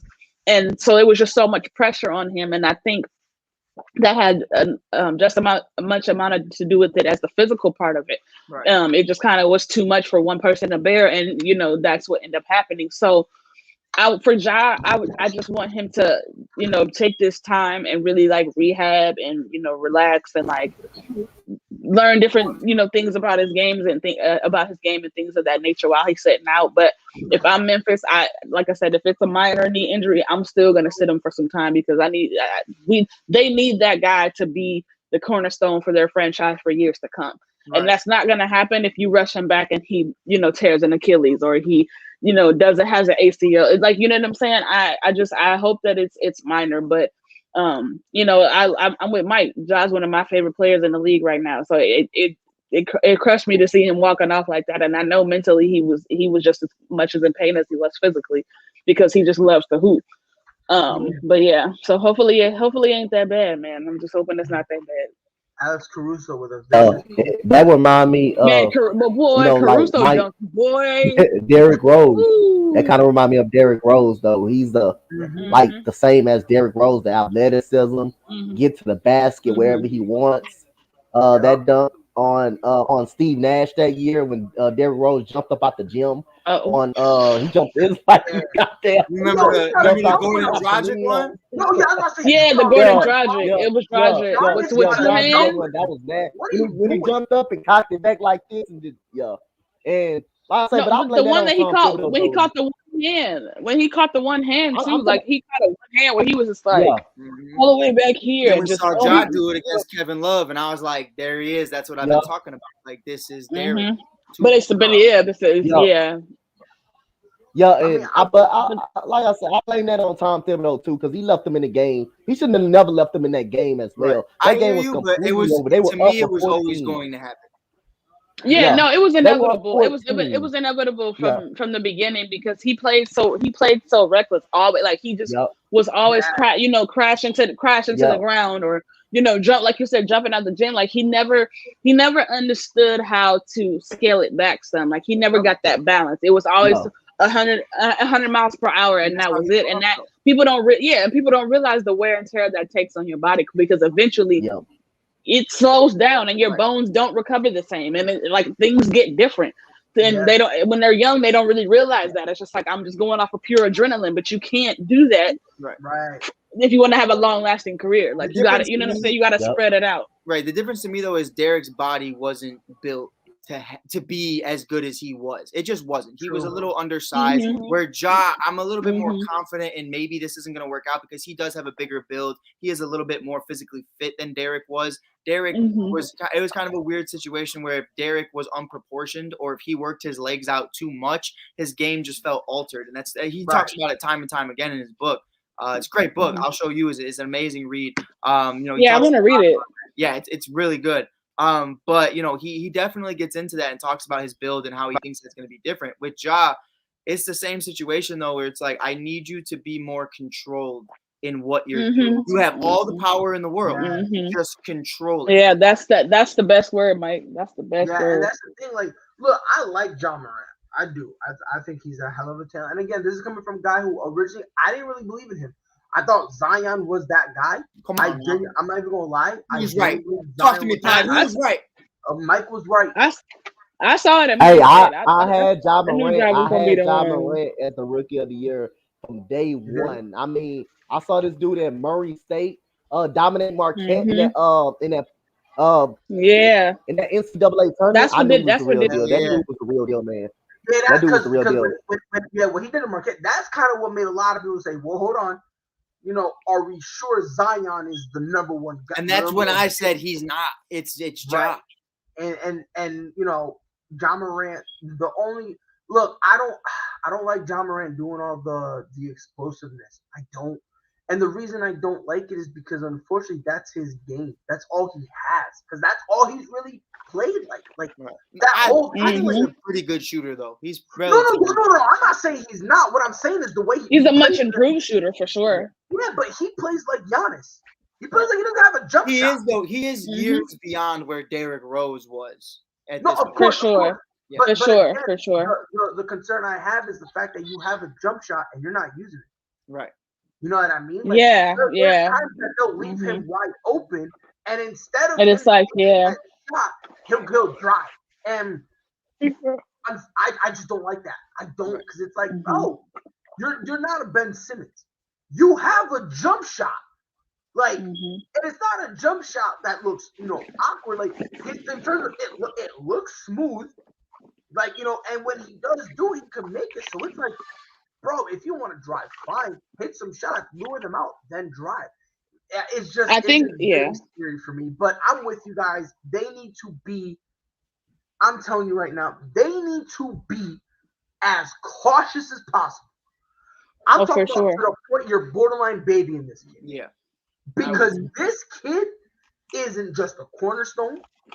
He is a budding superstar that will be the face, not just of your team, but one of the faces of the league. Right. or the city of that city. Think about Memphis as a city. Like they're kind of like a smaller Philly in the sense is that their players kind of take on that attitude of the city. So he could really like. I mean, did you guys see his commercial that he just released? He just released a commercial, I did. The Nike one? a Nike commercial, and I thought that was so perfect for like the kind of player he is, his personality, and just everything that he's about. Because I can only imagine like how like did you saw it, Mike? So you know what I'm saying, like how people, you know what I'm saying, how people. I did see it, and I saw it after he got hurt. And in the commercial, he says, "I'm not leaving the court," and I was like, "You left the court." That's. But it was just like like, it was like people asking him all these questions throughout, like who said you can't, da da da. Like it was just like you have to see it, Pride, and like it's actually it's good. It's like who says you can't, but and then all the comments are like your knee says you can't, and I was like. Yeah, that's kind of messed up. But no, what I think in the end, and just the comparison that I'll make, and just follow me here for a second, is that I need for Ja to be more like along the lines of a Steph, and I don't mean by like shooting wise. I don't mean like because Steph Curry is gonna be in another galaxy. Yeah, it's the selection, it's the awareness, it's the picking and choosing my spots, because that's the underrated part about Steph's game that people don't talk about enough, is that he knows when to pick and choose. He knows when to, I can attack off the basket, I can post up, I can, I can set this screen, curl around and hit a three from here. I can get a mid-range. I can set Draymond up for this, or Wiggins for this, or I can, dish it to Jordan Poole or this, that. We're low-key messing up. We are low-key messing up. Why? And we just compared him to Steph Curry. No, we didn't. No, I'm not. No. Just take this ride with me. Just take this ride with me. I don't want to take this ride. In terms of like the selection, right? Like the IQ portion of it, right? Mm-hmm. We're forgetting this kid is 22 and this is only his third year in the league. No, I get what you're saying, but what I'm saying is I'm not comparing him. I'm just saying I want him to take on the attitude of, you know what I'm saying, picking it. And which you're also right as too. He is hella young, and this is on his third year. And Steph didn't really get that until about season 4 or season 5. Where it started to like. My thing was when you look at him coming into the league versus Derek, he is miles ahead of Derek just because the 3-point ball has changed so much. And back then, it wasn't a big deal. Derek I'm gonna keep it a buck with you. Dare I say, I think he penetrates better than Derek. Yeah, I would say so. I think he's because he has that better size. Yeah, that's what I was gonna say. He's bigger than D Rose too. Right. But he also is I think he's caught at least as far as the driving aspect, he's caught more of the picking and choosing of when like pretty much like how to go about getting into the lane. D Rose was just kind of like he forced head down. It was like head down 100 miles per hour. I have to make something out of nothing. Ja is more like, okay, I'm gonna see how the play kind of unfolds. Okay, I can hesitate here and then I can go. Or I can cross over and then I can go. Or I can spin move and then I can, like, you know what I'm saying? Like Derrick Rose was more so like, I'm just gonna make something happen. Like I'm gonna just figure something out. When I get in the air, we'll figure it out there. Like you know what I'm saying? That's actually the best way, because D Rose was like that. He's kind of like, he was in every way. Now whatever happens. It's gonna happen, and I'm just gonna make something out of nothing. Yeah, so I will say that, but the Grizzlies should be worried. They should be concerned, and I think we all agree they definitely need to be patient. They have to be cautious. Yeah, you guys are not in a win now mode, so it's not like you have to force it. Yeah, like, you know what I mean? Like I don't think they're close. They still got a couple pieces to add. I'll say it again. Make them a threat. Like they're content. That's how I feel. I'm gonna tell you this right now. I'm gonna tell you this. That's not bad. That's not bad. People been poo-pooing on him. Bagley, Brooks, and Ja and Steven Adams do they thing. And imagine Marvin Bagley at the 4. Not having to if you can get Ja some shooters, surround him with some shooters, especially the way he's able to penetrate the lane, Get him some shooters. Get him a 4, kind of like in the role of like a Draymond, who kind of just does the dirty work, who can initiate the offense if need be, get rebounds, set screens. You know what They I would think? be dangerous. Wouldn't gonna nobody? tell They you wouldn't want to see teams wouldn't want to see Memphis if they No, had something like that. I'm gonna put it to you this way. I think Ja Morant will best excel in the same role that the Phoenix Suns have for Devin Booker, where we're Yep, gonna be yep, the offense yep. is clogged, we can't get a play. Ja, for the next 3 to 5 possessions, do you? We're giving you the Mhm. ball, you're doing straight ISOs handle. If you need a reset, kick it up to the top of the key, and we'll give it right back. Right. And I think that would be the perfect, because Ja Morant is a bucket. And this is coming from the guy who, For sure. I'll be honest, I didn't really see it. I feel stupid. You feel me? I was like Stevie Wonder. I must have been blind. Pryor, because- you gotta take the L on that one. And listen, I'll be honest with you. I mean, I'm taking it happy. I'm taking it happy. Because at the end of the day, guess what? This kid is exciting to watch. So with pleasure, I will He's very fun. that L, and I'm Yeah. good. And I'm taking the L. But All right. Yep. I mean, one more thing, Pride, before we move on. If another one of my keys to this young Grizzlies team, if Jaren Jackson Jr. can stay out of foul trouble and stay on the court, I think he can be that secondary piece to Ja Morant. He's a great defender. Huh? What's that other kid that they have? I think his last name is like Brooks. Dylan or something like that. Dylan Brooks. Yeah. Dylan Brooks. Yeah. He's just gotta He's stay a pretty healthy. good 3-and-D player. He just got to stay healthy. If he don't stay healthy, and Yeah, Ja Morant stay in foul. I mean, and he said Jaren Jackson Jr. stay in foul trouble way too much. So he can stay out of foul trouble and stay healthy. He can be that second scorer as well. It is Dylan Brooks. My dumbass said AJ Dillon. That is a running back for the Packers. I am an idiot. I only know he's on my fantasy team. That's 2 L's back to back for your boy. Wow, Pride. Wow, the Pride. Phoenix No, I'm Suns just kidding. do not know how to lose. I wish I was young when I grew up. They started 1-3. Yeah. They lost against the Nuggets. They beat the Lakers, then lost against the Trailblazers and the Kings. Ever since then, Chris Paul got crabby. DeAndre Ayton said, "I am the best center in the league." Now, I'm not saying he is, but he's trying to play like he wants to Yes, put his yes. in there. He wants that And contract. Devin Booker was like, "Yeah, you know what? I'm sick of the games." 15 straight, including wins over the Trailblazers, Cavaliers, the Rockets, Hawks, Kings, Grizzlies, Timberwolves, Mavs, Nuggets. Right now, they are not beating, slapping the Brooklyn Nets 44-25. Jesus.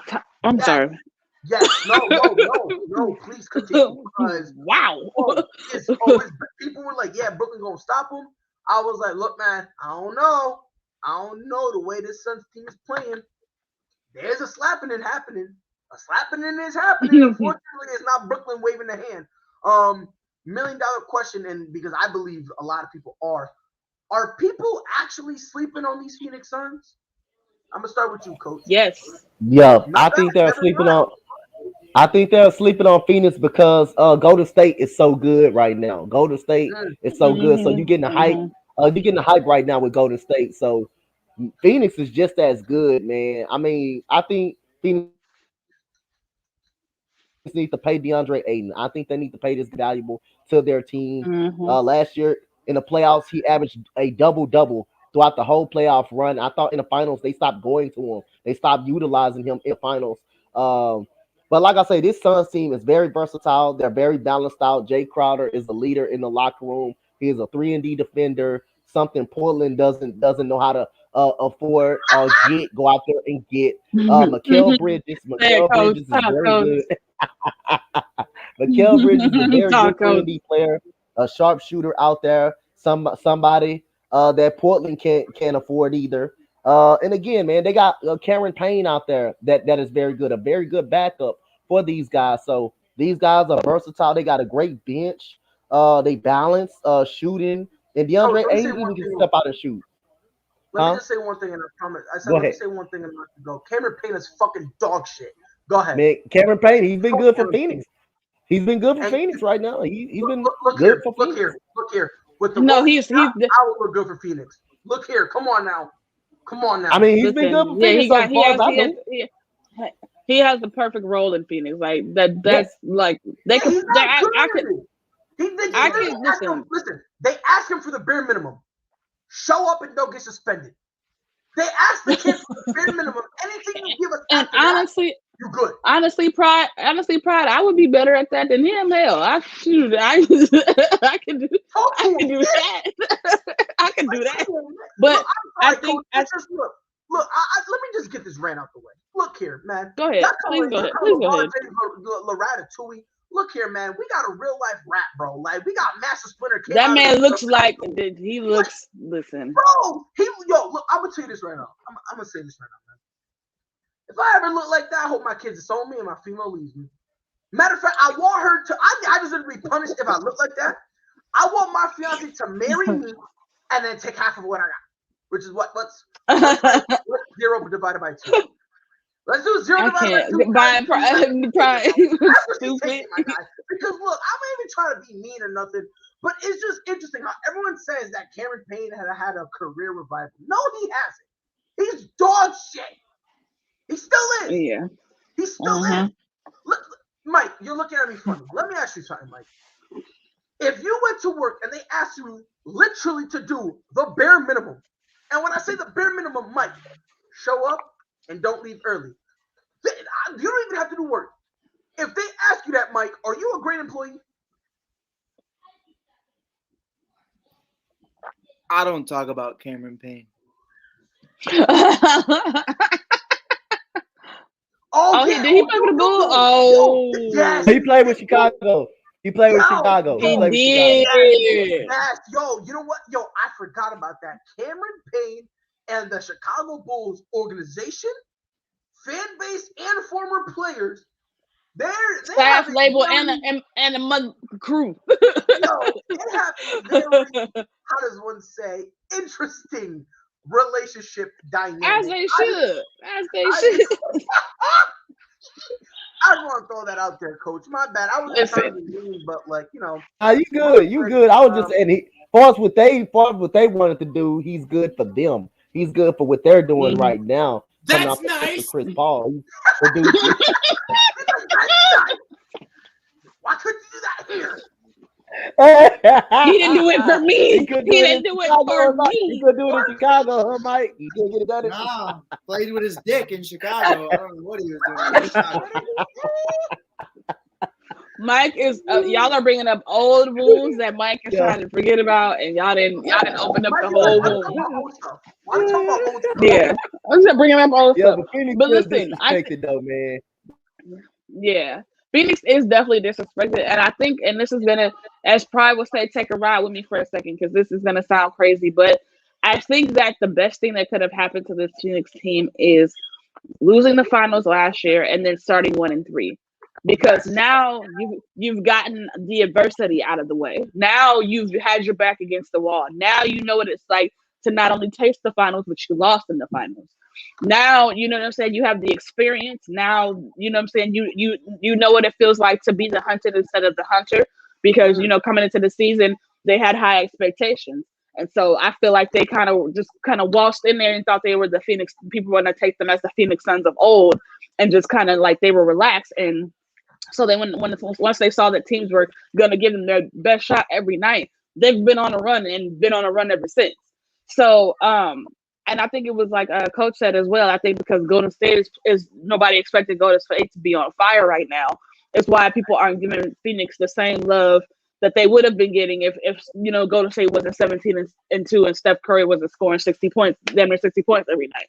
So I do think that they're being slept on, but I think that that's ultimately going to be a good thing for them, because they're still kind of playing under the radar a little bit, but they're getting that team chemistry. They're getting, like I said, that adversity. They're playing at a high level. They're clicking on all cylinders. The team chemistry is perfect right now, and everybody knows their role, and everybody is perfecting that role as far as what their team. I do want to see them, because I believe they play Golden State on Tuesday. I want to see how they respond in that game before I you know, crown them as like a team that needs to be, touted as far as like a title contender, because the way Golden State is playing right now, especially without Klay Thompson, they're looking like the favorites to get to the Western Conference Finals already, or even possibly the finals beyond that. So I want to see Phoenix go against them in that environment and see how they respond to that kind of situation, because they haven't really played in that kind of environment yet. You know what I'm saying? Like it's been, they've had, they've played against good teams, but this is different because Golden State is on fire right now. They're also on the streak. They haven't lost in weeks. You know what I'm saying? So they're kind of like, they're like right there. So this is the separation game as far as for me, to see like which team is really where. You know what I'm saying? But I definitely think that Phoenix is being slept on, but I do like that team. I do like the way that they're clicking. I think Devin Booker is starting to come into his own, and really like take that next leap to like superstar status.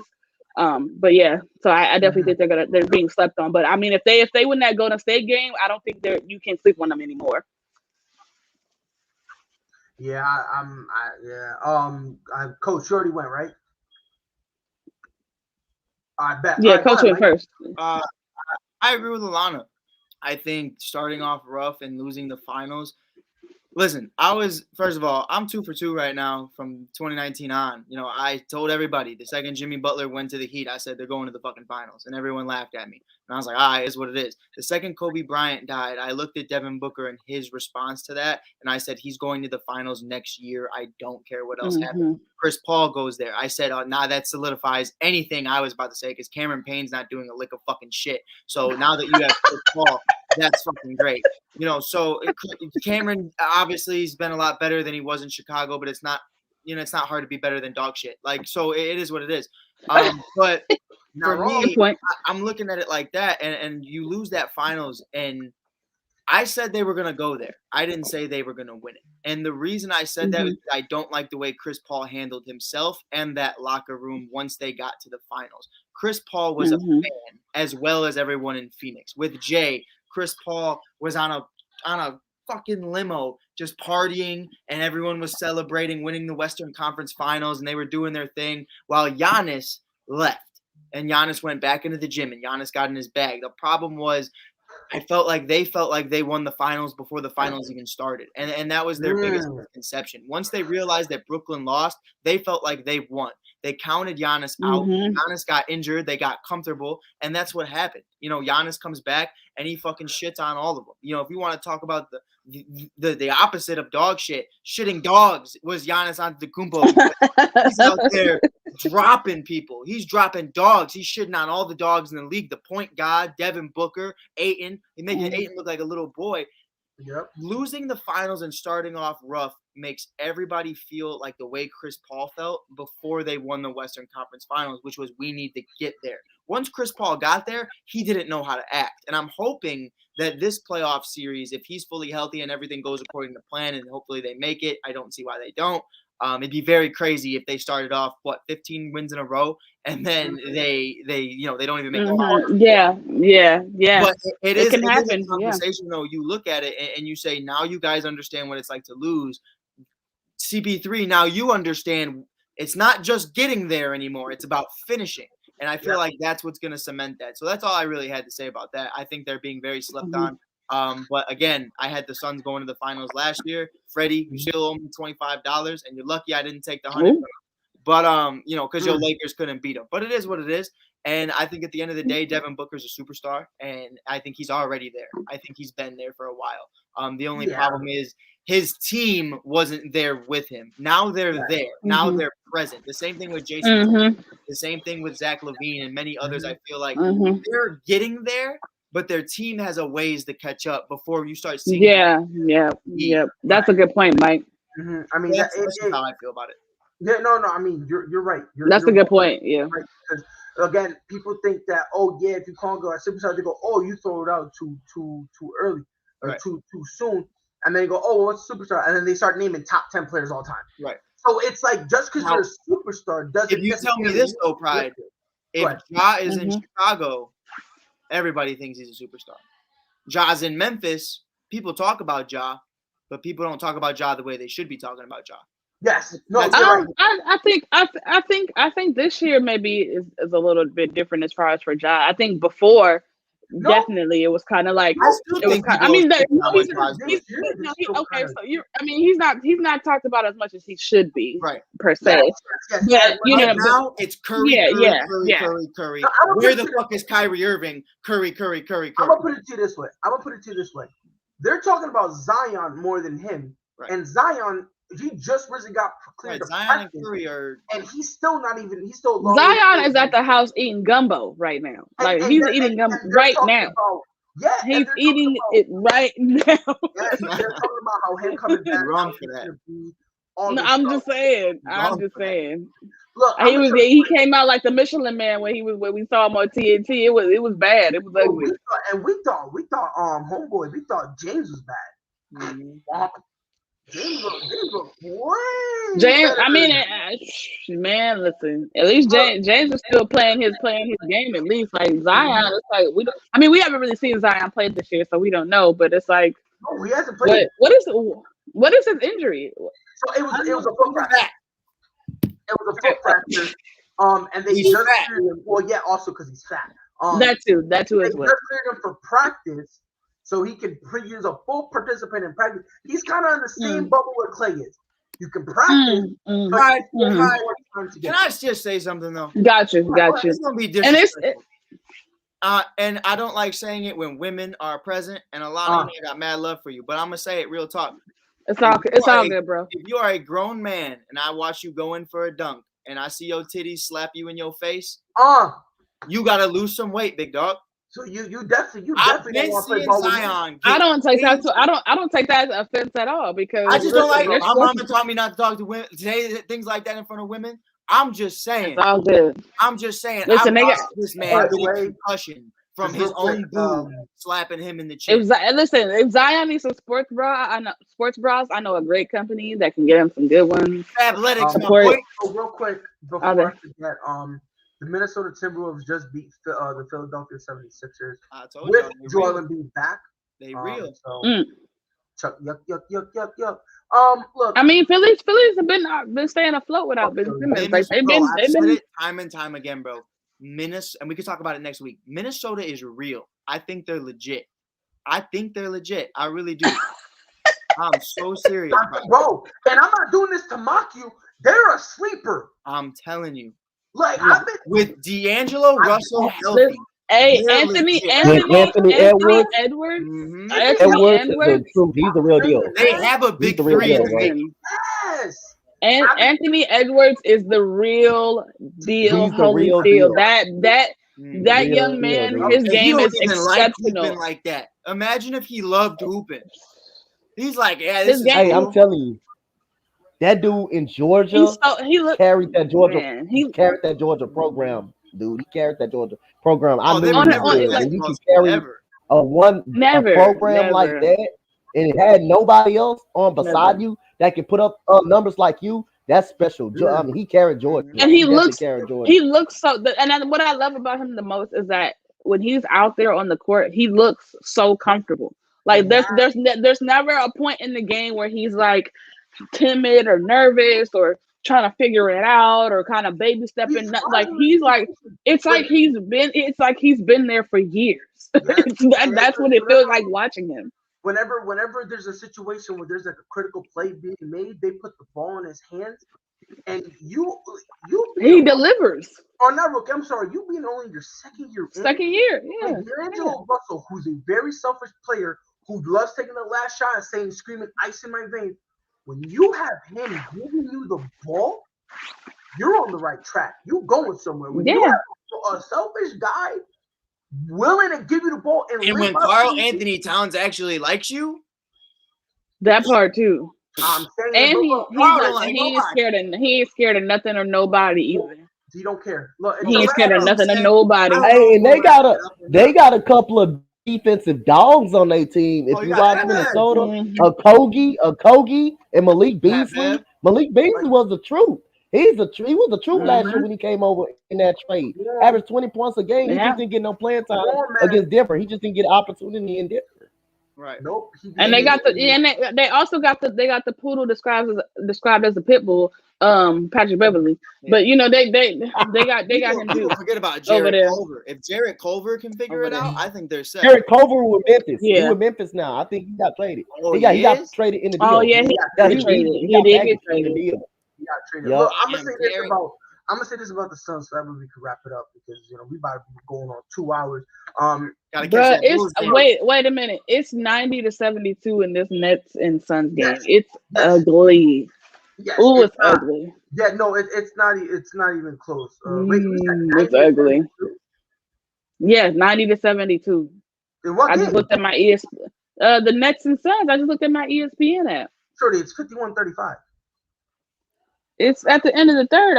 It's 90-72. They probably didn't update it, but it's 90-72. I'm on the ESPN app right now. It's 90-72. Well, I bet I'm about to check it live. You're not playing me. And You're not playing me. it's the end of the third quarter. Go ahead and look at it, Pride. I'm gonna say, It's 90-72. It's 90-72. 90-72. End of the third quarter. End of the fourth quarter. No, Pride. Go ahead and look it up. Not playing me. Hold Go ahead, on, Pride. hold on. Go ahead, Pride. Look it up. Go ahead, look it up. Versus Nets score. I want a live score. I ain't gonna lie to you. I looked it up too, and I looked it up on Google. Pride, I think we got the wrong one, bro. Right? Hold on now. Mine says 35 to 50 something. Yeah, 35-51. Hold on. You see, I said It's in the third. But that's on Hold Google. Big Go dog. to y'all. go to Oh, go to my You gotta God. go to ESPN. Go to ESPN. ESPN. What was the prize? What was the prize? Mike, go What on was the prize? ESPN, Mike, go What was on the prize? ESPN, Mike. What was the Go prize? on What was ESPN, it? Mike. My bad, sis. God, you embarrassing me like the Suns embarrassing the Nets. Ain't nobody embarrassed What? me. I was with her. I heard her say it was Prize. Yeah, bro, the Suns My boy Mike. That's my brother. My I brother. heard she said I that. mean, look, She said, this- check that look, shit then, this- bitch. I was I'm gonna like, tell you damn. I'm gonna tell you this show might take a dark turn, bro. But I wanna, bro. The Suns is beating the Brooklyn Nets like my stepdad used to beat the shit out of me before my mom left them. Like, God damn, bro. Like, Listen, yeah, they breaking their foot off in their ass bro, right I need now. that That's what they meme, doing. that little boy from The Simpsons. Stop it, he's already dead. They put them on. Suns got them on their lap and they spanking their ass. They putting them on their lap and Man, spanking their ass. what? right now. They put him over the. They put him over the knee. They put him over the knee, coach. They put him over the knee. I'm gonna put it to y'all this way, bro. The Suns is beating the Nets like my girl be gonna beat me after the show. Probably. Yep. 9-1-1. You know, And I'm still waiting. I'm still waiting on my invite to the wedding, sir. I am too. I threw the open invite. Hold on. Wait for it. Hold on. I got time for y'all. Whistle. No. I threw the invite out. No, you did. I just There was no address. Yeah, we didn't get no address just in the said mail. show We up. didn't get no postcard. We didn't get no postcard. We don't know where we showing up to. So let me give y'all an update. So me and my girl, we spoke, and she was like, "I want to move to Florida." I was like, "Okay, we gonna need to have this conversation because at this point, I don't care what you want. I'm gonna need you to let me know what you want, so that way we can. So you can do it. Yeah, because I'm like, exactly. Listen, man, her uncle, he bought a house, right? I'm so jealous. Mm-hmm. Yo, that house, bro, it's in a subdivision. It got a beautiful. Ooh. It's bro, fam. He lived by the fancy people. Bro, he lived by the white people, bro. That's what I mean, the fancy people. And when I say white people, I'm talking about the white people that got it. Like, yes, man. You talk about the people that drive up to their house with a golf cart. I'm gonna put it to you this way. He lives around. They just drive on acres of land. I'm gonna put it to you this way. We got a golf cart. It's just stolen. Yeah, her uncle. He said just stolen. Her uncle lives where like the people they call a Dodge Charger a beat up. Like, you know when you go get a beater for a car? Like wait. So when you like, I'm gonna leave this out of being mad. So they don't have, like, you know what I'm saying? So they call Hellcats like beat up cars, like the Hellcat. That's an in between car. And then wow. That's where he lives. That's where he lived. So we went to his house, right? He showed me his house, but I was so jealous, bro. Like he was like, "Yo, come on, let me show you it." He showed. We went on. Yeah. And he showed it. I went. It was me, my girl, our daughter, her mom, and her grandmother. We went and saw the house. I was like, "Oh my god, it's beautiful! It was so banging." Beautiful, right? So I was like, "All right." As soon as we got in the car, I was like, "Babe, we gotta have a conversation." She was like, "What?" I was like, "Look, man, you gotta look that house, man. Listen, I'm gonna say this right now, bro. That house, fam, that house just made me be like, bro, I want to go back to my olden ways and start, doing some activities, and you know what I mean. I ain't gonna switch myself out. Was the echoes in the house calling you broke? You know when I realized I was broke, sis? You want to know why I realized I was broke? He opened the door from this kitchen. He opened the door to go to the garage. This man said garage open and his shit open. That's when I felt broke. I am not lying. The next, I swear to God, I'm gonna go there and record it and show y'all. I'm not kidding. This man dead ass said garage open. It opened. He said garage door stop. It stopped. He said garage door closed perfectly. I'm like, first of all, how dare you get off making me feel this pain? Like I got my own. Listen, me and my fiance, we got our own apartment. It's a 2-bedroom, 1.5 bathroom. I felt broke. I felt horrible. I felt like I was living on some Section 8 shit, bro. Like he gave me flashback. I was like, yo, why you do me like that, bro? Like you didn't have to flex on me like that.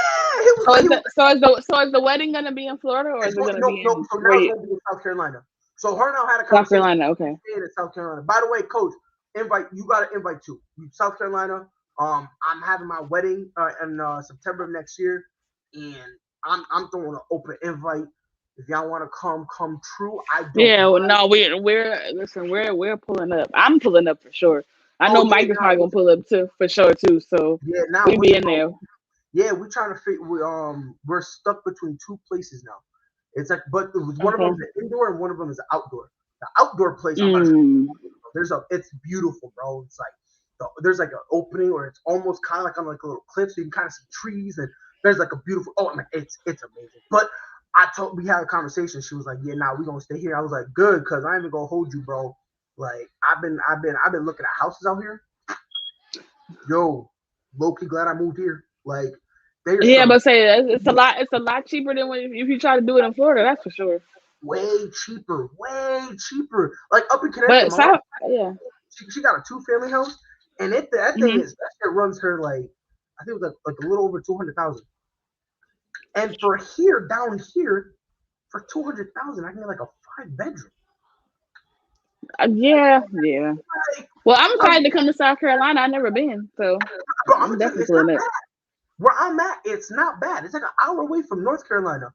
It's really not bad. Yeah, it's not bad. Bro, I told my girl, I was like, "Look, babe, I love you and all, but we gotta figure out what we're doing or whatever, because not trying to be that guy, but we need to figure out what we're doing because, considering that eventually, if we want to get a house, we kind of got to figure out where we're gonna be living or whatnot." But yeah, we ended up being here, so the wedding is gonna be in South Carolina. It is. So South Carolina. Which one of the 2 places we want to get, and then after that we go from there. It's crazy, bro. Hold on, this is a sports show. Why am I talking about my personal life? I mean, honestly, I love it. But yeah, we'll talk Pride because I really want to come. Like I'm dead serious. I want to come. Yeah, but let me wrap it up because we go way too long. I'm gonna go kill me.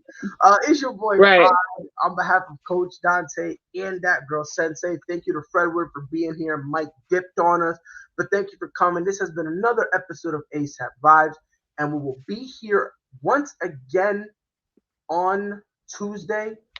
Be safe. Whole sports all plays. Whole sports all plays.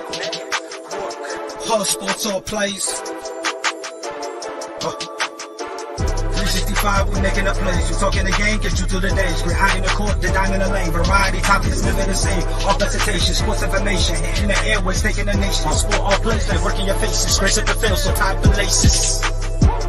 Whole sports all plays.